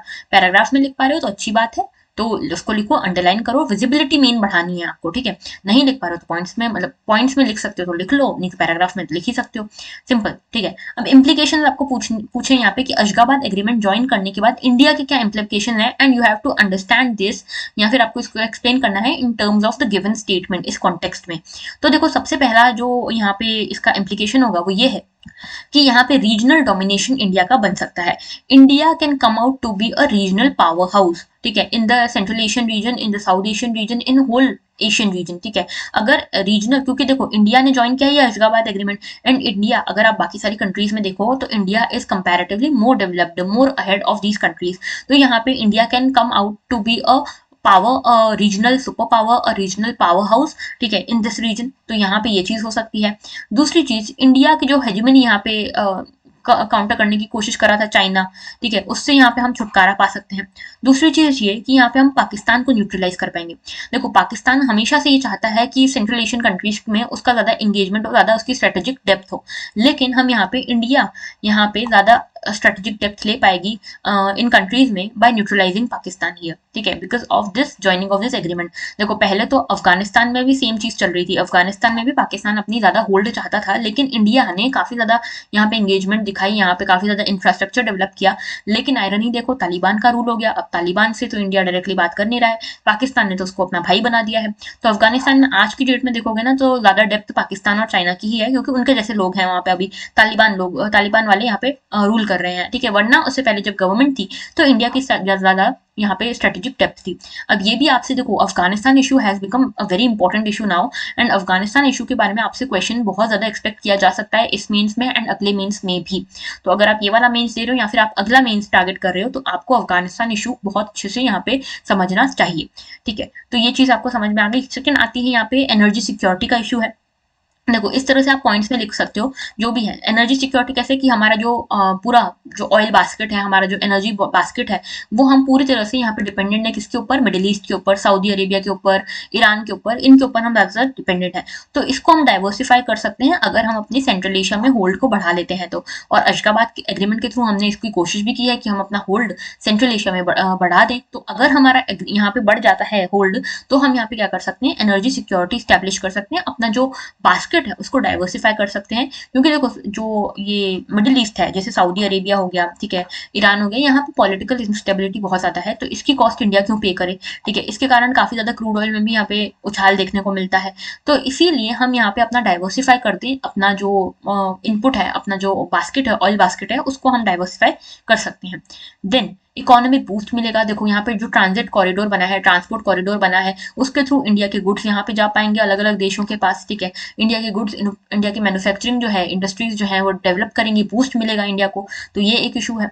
देन चाबहार जो हमारा पोर्ट हमने डेवलप किया था, कहाँ पे, ईरान में। ठीक है, ईरान को भी यहाँ पे कनेक्टिविटी मिलेगी, तो यहाँ पे ईरान में जो चाबहार पोर्ट है, ये भी एक अच्छी लोकेशन पे पहुंच जाएगा, एक स्ट्रेटेजिक लोकेशन मिल जाएगी इसको। ठीक है, यहाँ पे एक इंपॉर्टेंट ट्रेड रूट का पार्ट बन सकता है ये, तो इसका भी फायदा इंडिया को मिलेगा। उसके अलावा एक international north south trade corridor है, ट्रांजिट कॉरिडोर है, जो यहाँ पे हमने डिस्कस किया था, जो यूरोपियन कंट्रीज है, रशिया से लेके इंडिया तक आएगा ये। तो इसको लेकर भी यहाँ पे एक अच्छा पॉजिटिव फीडबैक मिल सकता है, मतलब इसको भी यहाँ पे कनेक्टिविटी में हेल्प हो सकती है because of this Ashgabat agreement. तो इस तरह से मैंने जितने भी पॉइंट्स थे, सारे तो पॉइंट्स मैंने यहाँ पे नहीं दिखाए हैं, लेकिन ऐसे मैंने आपको सिर्फ ये बताया कि आप यहाँ पे इस तरह के पॉइंट्स आप दे सकते हो। अच्छा, एक चीज और याद रखना कि अगर आप पॉइंट्स दे रहे हो या पैराग्राफ्स में भी लिख रहे हो तो कीप देम शॉर्ट। बहुत लंबे पॉइंट्स मत लिखना, बहुत लंबे पैराग्राफ्स मत लिखना। पॉइंट्स या पैराग्राफ ज्यादा होने चाहिए, मतलब डायमेंशन ज्यादा कवर होने चाहिए, उसको एक्सप्लेन करने में बहुत ज्यादा मत घुस जाना, ठीक है। छोटे छोटा ही लिखो, बहुत ज्यादा उसमें घुसने की जरूरत नहीं, क्योंकि वर्ड्स की लिमिटेशन है आपके ऊपर।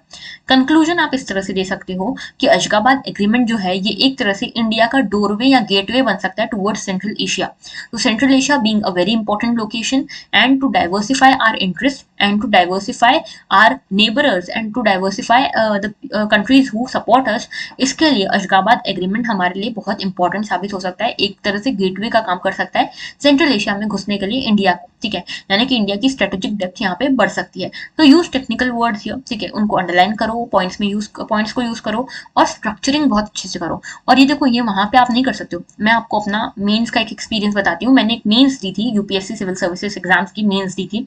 उसमें मेरी क्या आदत थी, ऐसे में हम करते हैं ना कि फ्रेमवर्क बनाते हैं, उसके बाद हम ऐसे लिखते हैं, वैसे मैंने कोशिश की कि मैं प्रॉपर स्ट्रक्चरिंग करूं और प्रॉपर स्ट्रक्चरिंग के साथ वहां पे आंसर दूं, ठीक है। तो ये मैंने कोशिश करी। मैंने वहां पे क्या किया, जैसे ही मेरे सामने पेपर आया मैंने कोशिश की कि यहाँ पे ये मेरे पास क्वेश्चन है, यहाँ पे मैंने थोड़ा सा साइड में यहाँ पे स्ट्रक्चरिंग करने की कोशिश की कि मैं ये यहाँ पे लिखूंगी, और उसके बाद मैंने यहाँ पे आंसर अटेम्प्ट किया। उसके कारण क्या हुआ, मेरा पेपर छूट गया, ठीक है, जिसके कारण मैं वो मेन्स क्लियर नहीं कर पाई थी उस टाइम पे। तो ये चीज आप मत करो। ये चीज क्या होती है, ये ओवर द टाइम प्रैक्टिस जाती है। उसके बाद मैंने हालांकि इसको सुधारा, तो मैंने अब उसके बाद यहाँ पे क्या प्रैक्टिस की कि मैं यहाँ पे फ्रेमवर्क्स मेरे दिमाग में पहले ही बन जाए, क्वेश्चन को देखते से ही मेरे दिमाग में फ्रेमवर्क्स बन जाए। तो ये ऐसे ही नहीं हो जाएगा, आपने सोचा और नहीं हो जाएगा, इसके लिए आपको प्रैक्टिस करनी पड़ेगी। And therefore you must do answer writing daily, on a daily basis और on a regular basis, whatever suits you, ठीक है। पीरियोडिक बेसिस पे करो, रेगुलर बेसिस पे करो, जो आपको समझ में आए, ठीक है। आगे बात करते हैं नेक्स्ट क्वेश्चन की। Indian diaspora has an important role to play in Southeast Asian countries' economy and society. Appraise the role of Indian diaspora in Southeast Asia in this context. तो देखो यहाँ पे क्वेश्चन को समझते हैं। इंडियन डायस्पोरा मैंने आपको बताया, इंडियन डायस्पोरा क्या है, वो लोग जो इंडिया से बिलोंग करते हैं या इंडियन ओरिजिन के हैं, इंडिया के सिटीजन हैं, वो बाहर जाके रह रहे हैं, वो हुए Indian diaspora. Has an important role to play in south east Asian countries economy and society. अब देखो यहाँ पे इनका इंपॉर्टेंस इंडिया के लिए नहीं पूछा गया है, जो जनरली हमारे दिमाग में आता है, जो जनरली हम प्रिपेयर करते हैं। हम क्या करते हैं, हम प्रिपेयर करते हैं कि इंडिया का डायस्पोरा इंडिया के लिए क्या इंपॉर्टेंट है, कितना इंपॉर्टेंट है, ये सब चीजें हम प्रिपेयर करते हैं। लेकिन यहाँ बोला है कि इंडिया का diaspora south east Asian economies में या साउथ ईस्ट एशियन कंट्रीज में किस तरह से उनकी इकोनॉमी और उनकी सोसाइटी में इंपॉर्टेंट रोल प्ले करता है, ये आपको बताना है इन दिस क्वेश्चन। 250 वर्ड्स का क्वेश्चन है, 2017 में पूछा गया था। अच्छा, ये क्यों पूछा गया था, ये भी मैं बताती हूँ। ये इसलिए पूछा गया था क्योंकि उस टाइम पे हमारी जो मिनिस्टर ऑफ एक्सटर्नल अफेयर हुआ करती थी, सुषमा स्वराज जी, ठीक है, उन्होंने यहाँ पे प्रवासी भारतीय दिवस मनाया था 2017 में, ठीक है, उसको एड्रेस किया था। और उस टाइम पे इन्होंने साउथ ईस्ट एशियन कंट्रीज में जो हमारी डायस्पोरा रह रहा है उसकी इंपॉर्टेंस को यहाँ पे हाईलाइट किया था इस एड्रेसल में, ठीक है। तो जो प्रवासी भारतीय दिवस मनाया जाता है, बहुत इंपॉर्टेंट डे मनाया जाता है साउथ ईस्ट एशिया और जो बाकी सारी कंट्रीज में भी हमारा डायस्पोरा है उसको लेकर। तो ये दिवस मनाया गया था उस दिन और उस टाइम पे, और ये चीज बहुत हाईलाइट हुई थी साउथ ईस्ट एशियन कंट्रीज में जो हमारा डायस्पोरा रह रहा है उस चीज को लेकर, और जो सुषमा स्वराज जी ने यहाँ पे स्पीच वगैरह दी थी उन चीजों को लेकर। तो इसीलिए ये न्यूज में था और इसीलिए इस साल पूछा गया है, समझ रहे हो। तो करंट अफेयर्स से इसकी सीधी लिंक बनती है, जो भी क्वेश्चंस पूछे जाते हैं वो ऐसे ही नहीं पूछे जाते, समझ गए। तो चलो अब देखते हैं इसका किस तरह से आपको आंसर देना चाहिए था। तो सबसे पहले तो आप यहाँ पे समझाओगे इंट्रोडक्शन में इंडियन डायस्पोरा के बारे में। तो इंडियन डायस्पोरा क्या है, हमारा जो देश है, ठीक है, हमारे देश के पास हमारा जो देश है इंडिया की, जो अगर मैं डायस्पोरा कम्युनिटी की बात करूं तो सेकंड लार्जेस्ट डायस्पोरा कम्युनिटी है इंडिया की। This is a fact which you can use in introduction. Second यहाँ पे आप जो फैक्ट यूज कर सकते हो वो ये हो सकता है कि 25 मिलियन लोगों की कम्युनिटी है इंडियन डायस्पोरा की, मतलब इंडिया के जो लोग बाहर रह रहे हैं, इंडियन डायस्पोरा को रिप्रेजेंट कर रहे हैं, उनकी संख्या, उनका नंबर इज अबाउट 25 मिलियन। तो this is a very big number, ठीक है। इसीलिए दिस इज आर डिविडेंड, ठीक है। डिविडेंड क्या होता है, जैसे देखो आपने डेमोग्राफिक डिविडेंड के बारे में पढ़ा होगा। क्या होता है, जो पॉपुलेशन है जब वो आपके डिविडेंड कब बन जाती है, जब आपके प्रॉफिट में बात होती है, ठीक है, मतलब आप जब उससे बेनिफिट्स निकाल पाओ तो वो आपके लिए डिविडेंड है। वैसे ही डायस्पोरा से अगर आप बेनिफिट्स निकाल पाओ तो डायस्पोरा डिविडेंड हो गया। तो यहाँ पे आप अपने डायस्पोरा डिविडेंड की बात करो कि हमारी क्योंकि इतनी बड़ी पॉपुलेशन है, इतनी बड़ी यहाँ पे डायस्पोरा है हमारे पास, तो इसकी काफी इंपॉर्टेंस है इंडिया के लिए, ठीक है। और यहाँ पे इंडिया के लिए काफी सारे इंटरेस्ट सर्व करता है ये डायस्पोरा, ठीक है। जैसे कि यहाँ पे लॉबिंग होती है यूएस में, आपको पता होगा यूएस इंडिया न्यूक्लियर डील जो साइन हुई थी, that was because of this Indian diaspora.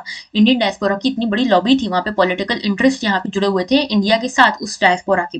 तो ये चीजें आप यहाँ पे कोट कर सकते हो एग्जाम्पल में। अब बॉडी हमारी देखो सिंपल सी है कि इंडियन डायस्पोरा जो है वो साउथ ईस्ट एशिया में किस तरह का रोल प्ले कर रहा है। तो यहाँ पे आप ये बताओगे सबसे पहले तो कि साउथ ईस्ट एशियन कंट्रीज में इंडियन डायस्पोरा कितना है। तो मेजरली कौन कौन सी कंट्रीज में एग्जिस्ट कर रहा है इंडियन डायस्पोरा। मलेशिया आप देख लो, ठीक है, मलेशिया में बहुत बड़ी मात्रा में लगभग 9 से 10% जो है मलेशिया की पॉपुलेशन वो इंडियंस है, ठीक है, इंडियन डायस्पोरा की ही या फिर इंडियन ओरिजिन की है, ठीक है। इसके अलावा सिंगापुर है, इसके बाद इंडोनेशिया है, ओके। इसके अलावा यहाँ पे जापान वाले जो रीजन है वो भी सारे हैं, ठीक है। इसके अलावा हमारा म्यांमार है, म्यांमार में भी कुछ है, ठीक है। उसके अलावा लाओस कंबोडिया में भी है।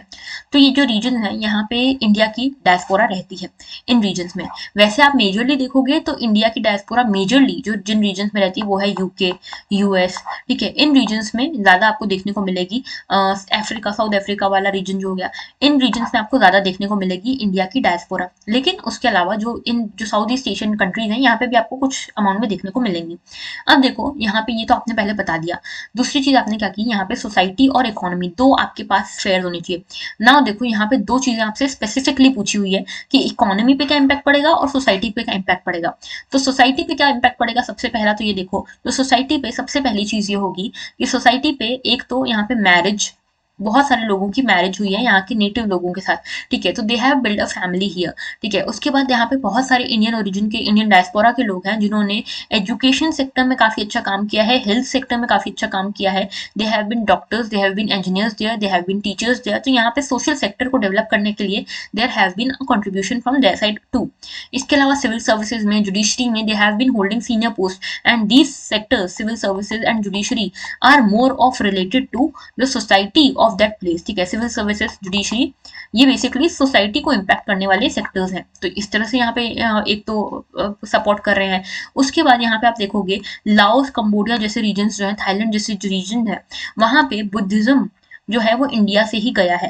तो रिलीजन के टर्म्स में भी it has been kind of developing soft power of these countries as well as of India in these countries, पहली चीज। दूसरी चीज, क्योंकि यहाँ पे बुद्धिज्म और रिलीजन डेवलप हुआ है बिकॉज ऑफ इंडियन डायस्पोरा, तो यहाँ पे इंडिया के साथ इन कंट्रीज के रिलेशनशिप अच्छे हो पाए हैं, जो हमारे लिए भी अच्छी बात है, उनके लिए भी अच्छी बात है। तो ये इन पॉइंट्स के थ्रू आप यहाँ पे सोसाइटी के ऊपर जो रोल हुआ है वो आप समझा सकते हो।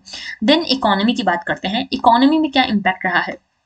इकोनॉमी की बात करूं तो इंडोनेशिया में आपको पता होगा बहुत सारे सिंधी कम्युनिटी, बहुत सारे सिख कम्युनिटी, इन सभी कम्युनिटीज के लोग यहाँ पे बहुत सारे रहते हैं, तमिल्स, ठीक है। तो ये सब जो कम्युनिटी के लोग रहते हैं, इन्होंने यहाँ पे बिजनेस में काफी अच्छा परफॉर्म किया है, ठीक है। यहाँ पे एक अच्छा बिजनेस एंटिटी बनाया है इंडोनेशिया को इन terms of which sectors, textile के सेक्टर्स में आप देख लो, ठीक है। उसके अलावा आप यहाँ पे देख लो स्पोर्ट्स के सेक्टर्स में, स्पोर्ट गेम्स जो होते हैं, स्पोर्ट प्रोडक्ट्स जो होते हैं उनके सेक्टर में, कंस्ट्रक्शन के सेक्टर में यहाँ पे काफी अच्छा कर रही है सब, ठीक है। इसके अलावा सिंगापुर की मैं बात करूं तो सिंगापुर में एक, सिंगापुर और मलेशिया जैसे सेक्टर्स जो है, मलेशिया जैसी जो कंट्रीज हैं, यहाँ पे इंडियन कम्युनिटी जो है that have been a very good entrepreneur, ठीक है। एंटरप्रेन्योर रूल्स में यहाँ पे देखने को मिल रही है इंडियन डायस्पोरा। तो this is also a very important thing. तो यहाँ पे इस तरह से इकोनॉमिक डेवलपमेंट करने की कोशिश कर रही है इंडिया की जो डायस्पोरा है वो। अगर मैं थोड़ा जनरल तौर पे जाऊं तो देखो यूएस में जो इंडिया का डायस्पोरा है वो तो बहुत ही ज्यादा हेल्प कर रहा है इंडिया को भी और यूएस को भी, क्योंकि यूएस से इंडिया में वो रेमिटेंस भेजता है, और यूएस में काफी ज्यादा इकोनॉमिक डेवलपमेंट, टेक्नोलॉजिकल डेवलपमेंट हो रहा है because of our people, the brain of India, ठीक है, द ब्रेन ऑफ इंडिया, इनके कारण काफी ज्यादा यहाँ पे डेवलपमेंट हो रहा है। इनफैक्ट आपने सिलिकॉन सिटी का नाम सुना होगा, जहाँ पे जो मेजर कंपनीज है, गूगल, माइक्रोसॉफ्ट, ये सब स्टैब्लिश्ड है सिलिकॉन सिटी में। तो ये कैलिफोर्निया में आता है ये रीजन। यहाँ पे माना जाता है कि सिलिकॉन सिटी जो है ये रिप्रेजेंट करता है इंडियन ब्रेन्स की ताकत को, इंडियन डायस्पोरा की ताकत को। कैसे, जो लगभग 1/3 लोग जो यहाँ पे काम कर रहे हैं, इंजीनियर्स जो काम कर रहे हैं, दे आर फ्रॉम इंडिया, ठीक है। तो ये हमारी एक सॉफ्ट पावर भी डेवलप होती है इधर इन कंट्रीज में बिकॉज ऑफ आर डायस्पोरा। ठीक है, तो they are a very big tool of developing soft power in other countries and यहाँ पे इंडिया का एक बहुत बड़ा अच्छा रेपुटेशन डेवलप होता है among the masses of that country because of Indian diaspora. Okay, अच्छा आप यहाँ पे कंक्लूजन में इंडिया के एफर्ट्स को बता सकते हो कि इंडिया के क्या एफर्ट्स हैं और इंडिया के लिए क्या इंपॉर्टेंस है डायस्पोरा की। छोटा सा बता सकते हो कि डायस्पोरा इसलिए इंपॉर्टेंट है क्योंकि यहाँ पे रेमिटेंसेज आते हैं, ये सॉफ्ट पावर को डेवलप करता है, ये हमारे कल्चरल रिलेशंस को स्टैब्लिश करता है दूसरी कंट्रीज के साथ, ये नेशनल इंटरेस्ट को प्रोटेक्ट करता है, पॉलिटिकल इंटरेस्ट को प्रोटेक्ट करता है इंडिया के by forming lobbies in this countries. तो ये चीजें आप बता सकते हो। एफर्ट्स के तौर पे आप बता सकते हो कि यहाँ पे जैसे प्रवासी भारतीय दिवस हम मना रहे हैं, उसके साथ हम एशियान के साथ अच्छे रिलेशन स्टैब्लिश कर रहे हैं। तो एशियन कंट्रीज कौन सी है? साउथ ईस्ट एशियन कंट्रीज है, तो एशियन कंट्रीज है, तो एशियन के साथ हम अच्छे रिलेशन निभा रहे हैं। और अगर हम ऐसा कर रहे हैं तो हम अपनी डायस्पोरा को भी एक तरह से सपोर्ट कर रहे हैं इन कंट्रीज में, ठीक है। इसके अलावा एक लुक ईस्ट पॉलिसी हमने यहाँ पे, या एक्ट ईस्ट पॉलिसी आप बोल सकते हो, अब तो इसको एक्ट ईस्ट पॉलिसी कहा जा रहा है, तो एक्ट ईस्ट पॉलिसी यहाँ पे हम इसको डेवलप कर रहे हैं। तो इस तरह की पॉलिसीज के थ्रू भी हम अपनी एंगेजमेंट को साउथ ईस्ट एशिया में डेवलप कर रहे हैं। तो ये पूरा हो गया ये वाला क्वेश्चन। आगे बात करते हैं, नेक्स्ट क्वेश्चन देख लो। Evaluate the economic and strategic dimensions of India's look east policy. तो इंडिया की लुक ईस्ट पॉलिसी की इकोनॉमिक एंड स्ट्रेटेजिक डायमेंशन आपको यहाँ पे बतानी है in context of post cold war international scenario 2016 का ये क्वेश्चन है। तो देखो यहाँ पे लुक ईस्ट पॉलिसी जो है इसको आप कैसे एक्सप्लेन करोगे? तो सबसे पहले इवेल्युएट, डायरेक्टिव वर्ड देखो इवेल्युएट, इवेल्युएट यानी कि आपको क्या स्ट्रेंथ मिली है इससे, लुक ईस्ट पॉलिसी से क्या पॉजिटिव इंप्लीकेशन हुए हैं और क्या नेगेटिव इंप्लीकेशन हुए हैं, या फिर क्या कंसर्न है, अभी भी क्या चैलेंजेस हैं आपके सामने, लुक ईस्ट पॉलिसी क्यों नहीं प्रॉपर्ली इंप्लीमेंट हो पा रही है, ये सारी चीजें आपको इसमें बतानी है। तो इकोनॉमिक और स्ट्रेटेजिक दो डायमेंशन को आपको यहाँ पे प्रॉपर्ली कवर करना है, ठीक है। तो जो देखो ये एलिमेंट्स होते हैं, क्वेश्चन के एलिमेंट्स यही है, इकोनॉमिक, स्ट्रेटेजिक, डायरेक्टिव वर्ड इसका एलिमेंट है, तो ये समझने की कोशिश करना, ठीक है। उसके अलावा post cold war international scenario में पूछा हुआ है। तो देखो इंट्रोडक्शन इसका देखो, इंट्रोडक्शन में क्या बताओगे? तो देखो इंट्रोडक्शन में आप क्या बताओगे, इसका थोड़ा सा बैकग्राउंड बताओगे और लुक ईस्ट पॉलिसी बेसिकली है क्या ये बताओगे। तो देखो लुक ईस्ट पॉलिसी बेसिकली मैं आपको थोड़ा सा बैकग्राउंड अगर मैं बताऊं, थोड़ा सा बताना चाहूँ, तो देखो ये क्या होता है, कोल्ड वॉर एरा के पहले, मतलब कोल्ड वॉर एरा के टाइम पे अगर हम बात करें, तो कोल्ड वॉर एरा के टाइम पे दो ब्लॉक्स में दुनिया बढ़ गई थी, एक था यूएस, एक था यूएसएसआर, यानी कि रशिया वाला जो है उसमें, ठीक है। तो यूएस जो था कैपिटलिस्ट आइडियोलॉजी का था, यूएसएसआर जो था वो कम्युनिस्ट आइडियोलॉजी का था, ठीक है। इन दोनों के बीच में जंग छिड़ी हुई थी। इंडिया ने तब कहा कि हम कोई भी साइड नहीं लेंगे और हम यहाँ पे नॉन अलाइनमेंट मूवमेंट को यहाँ पे फोकस करेंगे। इसके बाद क्या हुआ, इसके कारण इंडिया को काफी ज्यादा नेगेटिव इंप्लीकेशंस देखनी पड़ी। जो इंडिया का नेबरहुड था वो इंडिया से दूर चला गया, क्योंकि वो चाइना ने उसको पूरा तरह से काउंटर कर लिया था। उस टाइम पे चाइना ने अपना इन्फ्लुएंस यहाँ पे बहुत अच्छे से एस्टेब्लिश कर लिया था। जो भी साउथ ईस्ट एशियन कंट्रीज हैं, हमारा नेबरहुड है, नेपाल वाला जो रीजन है, इन सभी रीजन को यहाँ पे इन्होंने, चाइना ने यहाँ पे इन्फ्लुएंस कर लिया था। अब जैसे ही पोस्ट कोल्ड वॉर एरा चालू हुआ, जैसे ही यूएसएसआर डिसइंटीग्रेट हुआ, वैसे ही हमको समझ आया कि हमारे पास यूएसएसआर भी नहीं है, यूएस भी नहीं है, और हमने आसपास वाले एरियाज को भी खो दिया। तब इंडिया ने क्या किया, अपनी लुक ईस्ट पॉलिसी स्टार्ट की। और ये लुक ईस्ट पॉलिसी में बेसिकली, ये लुक ईस्ट पॉलिसी क्या कहती है कि जो भी हमारा साउथ ईस्ट एशियन कंट्रीज है, ठीक है, साउथ ईस्ट एशियन कंट्रीज हैं, जो मेजरली एशियन कंट्रीज हैं हमारे इस साइड पे, ईस्ट साइड पे जो पड़ती हैं, उनकी तरफ हम ज्यादा ध्यान देंगे। तो यहाँ पे जो मैं फॉरेन पॉलिसी की आपसे बात कर रही थी कि फॉरेन पॉलिसी कंसिडरेशंस को देखते हुए मोल्ड होती है, तो यहाँ पे ये कंसिडरेशन थी कि यहाँ पे अब ये सब डिसइंटीग्रेट हो चुका है और अब हमको अपने नेबरहुड में ध्यान देना पड़ेगा। Now there are many elements of continuity, there are many elements of break. तो यहाँ पे एक एलिमेंट ऑफ ब्रेक देखने को मिलता है, हमने अपना फोकस जो है अब वो वेस्ट से शिफ्ट कर लिया ईस्ट में। यानी कि आप इसको बोल सकते हो कि पहले हम वेस्टर्न कंट्रीज के ऊपर ज्यादा फोकस थे, यूएसएसआर के ऊपर ज्यादा फोकस थे। अब हमने अपना जो पूरा फोकस है उसको अपने साउथ ईस्ट एशिया में लगाया, ईस्टर्न कंट्रीज पे लगाया। और एक तरह से एक एलिमेंट ऑफ ब्रेक आप ये देख सकते हो कि पहले हमारा फोकस होता था बड़ी बड़ी कंट्रीज पे, यूएस पे, यूके पे, रशिया पे, यूएसएसआर पे, इन पे, ठीक है। हम अपने जो आसपास का एरिया, जो इमीडिएट नेबर है, एक्सटेंडेड नेबर है, इसको पूरी तरह से इग्नोर करते थे। लेकिन बाद में हमको समझ आया कि neighbourhood first should be the policy. तो नेबरहुड फर्स्ट के साथ आई लुक ईस्ट पॉलिसी, ठीक है। यहाँ पे क्या होगा, यहाँ पे लुक ईस्ट पॉलिसी में ये बोला गया कि हम पहला ध्यान जो देंगे वो हम ईस्ट की तरफ देंगे, हम अपना जो डाइवर्जन है, अब देखो हमको अब ज़रूरत है ईस्ट की तरफ देखने की, क्योंकि नाउ वी नीड देम, ठीक है। तो ये चीज़ थी इंट्रोडक्शन में, आप ये लिख सकते हो, इसको थोड़ा सा समझा सकते हो, लुक ईस्ट पॉलिसी क्या है, थोड़ा सा बैकग्राउंड आप दे सकते हो, ठीक है। उसके बाद यहाँ पे बॉडी में आप समझाओगे कि क्या क्या इसके डायमेंशन हैं। तो देखो बहुत सारे डायमेंशन इसके आप बता सकते हो कि ये इस लुक ईस्ट पॉलिसी में कई सारे डायमेंशन देखने को मिलेंगे, लेकिन it can be better understood through phases. क्या फेजेस आप बता सकते हो यहाँ पे। तो देखो ये जो लुक ईस्ट पॉलिसी यहाँ पे डेवलप हुई थी, ये 3 फेजेस में हुई थी, फेज 1, फेज 2, फेज 3। फेज 1 में ये डिसाइड हुआ कि यहाँ पे हम अपना इकोनॉमिक जो रिलेशन है वो अच्छे स्टैब्लिश करेंगे साउथ ईस्ट एशियन कंट्रीज के साथ। अच्छा, ये इंडियन जो लुक ईस्ट पॉलिसी है, ये एशियन कंट्रीज, आपको अगर पता हो, साउथ ईस्ट एशिया की जो कंट्रीज हैं, 10 कंट्रीज का ग्रुप है एशियन, इनके साथ यहाँ पे अच्छे रिलेशनशिप स्टैब्लिश करने के लिए थी स्टार्टिंग में। आगे जाके इसको और एक्सपांड किया गया, जापान और पैसिफिक एरिया के जो रीजन है, पैसिफिक रीजन की जो कंट्रीज हैं, उनको भी इसमें इंक्लूड किया गया। इनिशियली ये सिर्फ इधर तक ही सीमित थी, साउथ एशिया तक, ठीक है, साउथ ईस्ट एशिया तक। तो पहले फेज में बोला गया कि हम इकोनॉमिक जो अपने रिलेशन है उसको स्टैब्लिश करेंगे अच्छे से। सेकंड में बोला गया, सेकंड फेज में, कि हम अपने नॉर्थ ईस्ट की कनेक्टिविटी को ओपन करेंगे, मतलब नॉर्थ ईस्ट को ओपन करेंगे सो दैट हम कनेक्टिविटी स्टैब्लिश कर पाए इन कंट्रीज के साथ, फॉर एग्जांपल म्यांमार के साथ। तीसरा हमने बोला कि थर्ड फेज में हम क्या करेंगे कि इसको पूरी तरह से डेवलप करेंगे साउथ ईस्ट एशिया के साथ, ठीक है। इसमें हम यहाँ पे अग्रेसिव परसुएशन करेंगे, यानी कि यहाँ पे हम और अच्छे से काफी ज्यादा इंटरेक्टिवली यहाँ पे आगे बढ़ने की कोशिश करेंगे, इनके साथ एंगेजमेंट बनाने की कोशिश करेंगे with these south east Asian countries as well as beyond that, ठीक है। मतलब पैसिफिक रीजन की कंट्रीज, जापान जैसी कंट्रीज, इन सबके साथ भी हम इसको इंक्लूड करेंगे। तो ये डायमेंशन आप बता सकते हो। सेकंड आप बताओगे अब इसका evaluation. So see this is the major thing, ठीक है, जो यहाँ पे पूछी गई है, तो इस पे मेन फोकस होना चाहिए। इवेल्युएशन क्या बताओगे आप, इसमें आप बताओगे कि जो लुक ईस्ट पॉलिसी है, जो आगे जाके एक्ट ईस्ट हो गई है, जो थर्ड फेज है ना, इसमें बोला क्या, एक्ट ईस्ट पॉलिसी बनाएंगे हम इसको। तो now we are not just looking towards them, we are also acting in favor of them in enhancing our relations with them, ठीक है, in enhancing our relation with Southeast Asian countries as well as beyond that, okay। तो अब इसका evaluation आप करोगे तो इसके positives बताओगे कि हमको क्या इसके कारण अचीवमेंट्स मिले, क्या हमारा पॉजिटिव फीडबैक हो सकता है, क्या पॉजिटिव इम्प्लीकेशन हो सकते हैं इसके, और कुछ आप बताओगे वीकनेसेस या प्रॉब्लम्स, ठीक है। तो पहले आप पॉजिटिव्स बताते हो, तो यहाँ पे आप बताओगे कि यहाँ पे ऑयल की अवेलेबिलिटी है इस रीजन में, तो हम अपना मार्केट जो हमारा इनपुट एरिया है, जो सप्लाई है, उसको डाइवर्सिफाई कर सकते हैं, we can be a good market for their oil supply. Then second, यहाँ पे ट्रेड हम अपना डेवलप कर सकते हैं इनके साथ। तीसरा, इकोनॉमी हम अपनी डेवलप कर सकते हैं इनके साथ, यहाँ पे फ्री ट्रेड एग्रीमेंट साइन करके, ठीक है, फ्री ट्रेड एग्रीमेंट साइन करके हम इनके साथ अपनी इकोनॉमी डेवलप कर सकते हैं।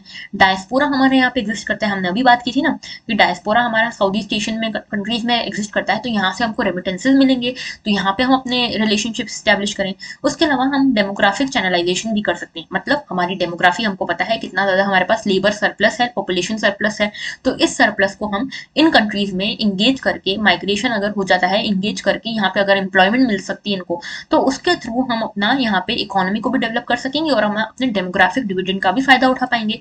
तो ये सारे इसका इवेल्यूएशन हो गया, ठीक है, ऑन द इकोनॉमिक फ्रंट। और सोशल फ्रंट पे, स्ट्रेटेजिक फ्रंट पे क्या हो सकता है इसका पॉजिटिव साइड, कि ये हो सकता है कि यहाँ पे हम चाइना को काउंटर कर सकेंगे, क्योंकि हमने लुक ईस्ट पॉलिसी को यहाँ पे स्टैब्लिश किया है, एक्ट ईस्ट पॉलिसी को स्टैब्लिश किया है, तो हम अपना जो नेबरहुड है उसके ऊपर फिर से यहाँ पे उनके साथ अच्छे रिलेशनशिप स्टैब्लिश करेंगे, सो दैट यहाँ पे चाइना उनके ऊपर इन्फ्लुएंस ना जमा सके, हेजिमनी ना जमा सके, और हम उनको हेल्प करें इन इश्यूज लाइक साउथ चाइना सी वाला जो इशू है उनमें हेल्प करें, और वो बदले में हमको मल्टीलेटरल इंस्टीट्यूशंस में हेल्प करें, जैसे कि यूएनएससी में हमारी जो परमानेंट मेंबरशिप है उसको सपोर्ट करने में हमारी हेल्प करें। तो ये सारी चीजें हो सकती है, ठीक है। अच्छा, एक चीज ये भी हो सकती है कि यहाँ पे हम बिम्स्टेक बना रहे हैं, ये भी स्ट्रेटेजिक डायमेंशन हो सकता है इसका लुक ईस्ट पॉलिसी का, ठीक है, बिम्स्टेक बना रहे हैं। उसके अलावा हमारा मेकोंग गंगा कॉरिडोर का भी बात चल रही है, ठीक है। इसके अलावा हमने एक और चीज बताई थी यहाँ पे, कालादान मल्टी मॉडल प्रोजेक्ट हमने यहाँ पे बनाने की बात कर रहे हैं, तो ये सारे भी डायमेंशन इसके हैं, ठीक है। अब इसकी वीकनेसेस क्या है, वीकनेसेस आप बताओगे कि यहाँ पे एक तो चाइना का इन्फ्लुएंस ज्यादा है आज के टाइम पे, क्योंकि बहुत टाइम से हमने इसको छोड़ रखा था इस रीजन को, तो चाइना का इन्फ्लुएंस इस पे ज्यादा हो गया है, और ये अपनी debt diplomacy, soft diplomacy, chequebook diplomacy, इन सबको लगा के यहाँ पे काउंटर करना चाह रही है through initiatives like one belt one road also, ठीक है। तो ये चीज हम बता सकते हैं। दूसरा, यहाँ पे आरसीईपी जो हमको साइन करना था पहले, एशियन कंट्रीज के साथ जो एक तरह का फ्री ट्रेड एग्रीमेंट था, इसको हम साइन नहीं कर पाए। इसमें India is not a party, लेकिन चाइना एक पार्टी है, तो चाइना के कारण ही हम इसको ज्वाइन नहीं कर पाए, क्योंकि हमको ये डर था कि अगर हम यहाँ फ्री ट्रेड एग्रीमेंट साइन कर देते हैं, और उसमें पार्टीज कौन कौन थी, एशियन कंट्रीज भी थी, चाइना भी थी, तो हमको ये डर था कि अगर हम फ्री ट्रेड एग्रीमेंट साइन कर देते हैं तो फिर उस केस में क्या होगा कि चाइना के इम्पोर्ट को हम यहाँ पे नहीं रोक पाएंगे अपने देश में, और उसके कारण हमारी डोमेस्टिक इंडस्ट्रीज पूरी तरह से बर्बाद हो सकती हैं।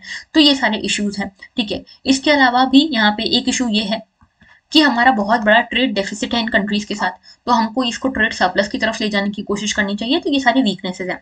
एंड में आप कंक्लूजन ये दे सकते हो कि because of so many weaknesses we can not, there are so many weaknesses though, but there are so many opportunities also, so we must shift our focus from geo politics to geo economics, we must balance both of them, ठीक है। सो हमको यहाँ पे एक smart ideology लेके चलनी पड़ेगी इसके लिए, ठीक है। So we must balance our both interest, geo politics and geo economics, दोनों के यहाँ पे आपको ध्यान देना चाहिए। इस तरह से आप इसको कंक्लूड कर सकते हो, ठीक है। अभी देखो, अभी मैं इतनी डिटेल में इसलिए डिस्कस कर रही हूँ क्योंकि दिस इज द बिगिनिंग, ठीक है। नेक्स्ट वीडियो में मैं थोड़ा सा इसको कम कर दूंगी, कंटेंट को कम कर दूंगी, और आंसर स्ट्रक्चर आप कैसे कर सकते हो ये ज्यादा बताऊंगी, ठीक है।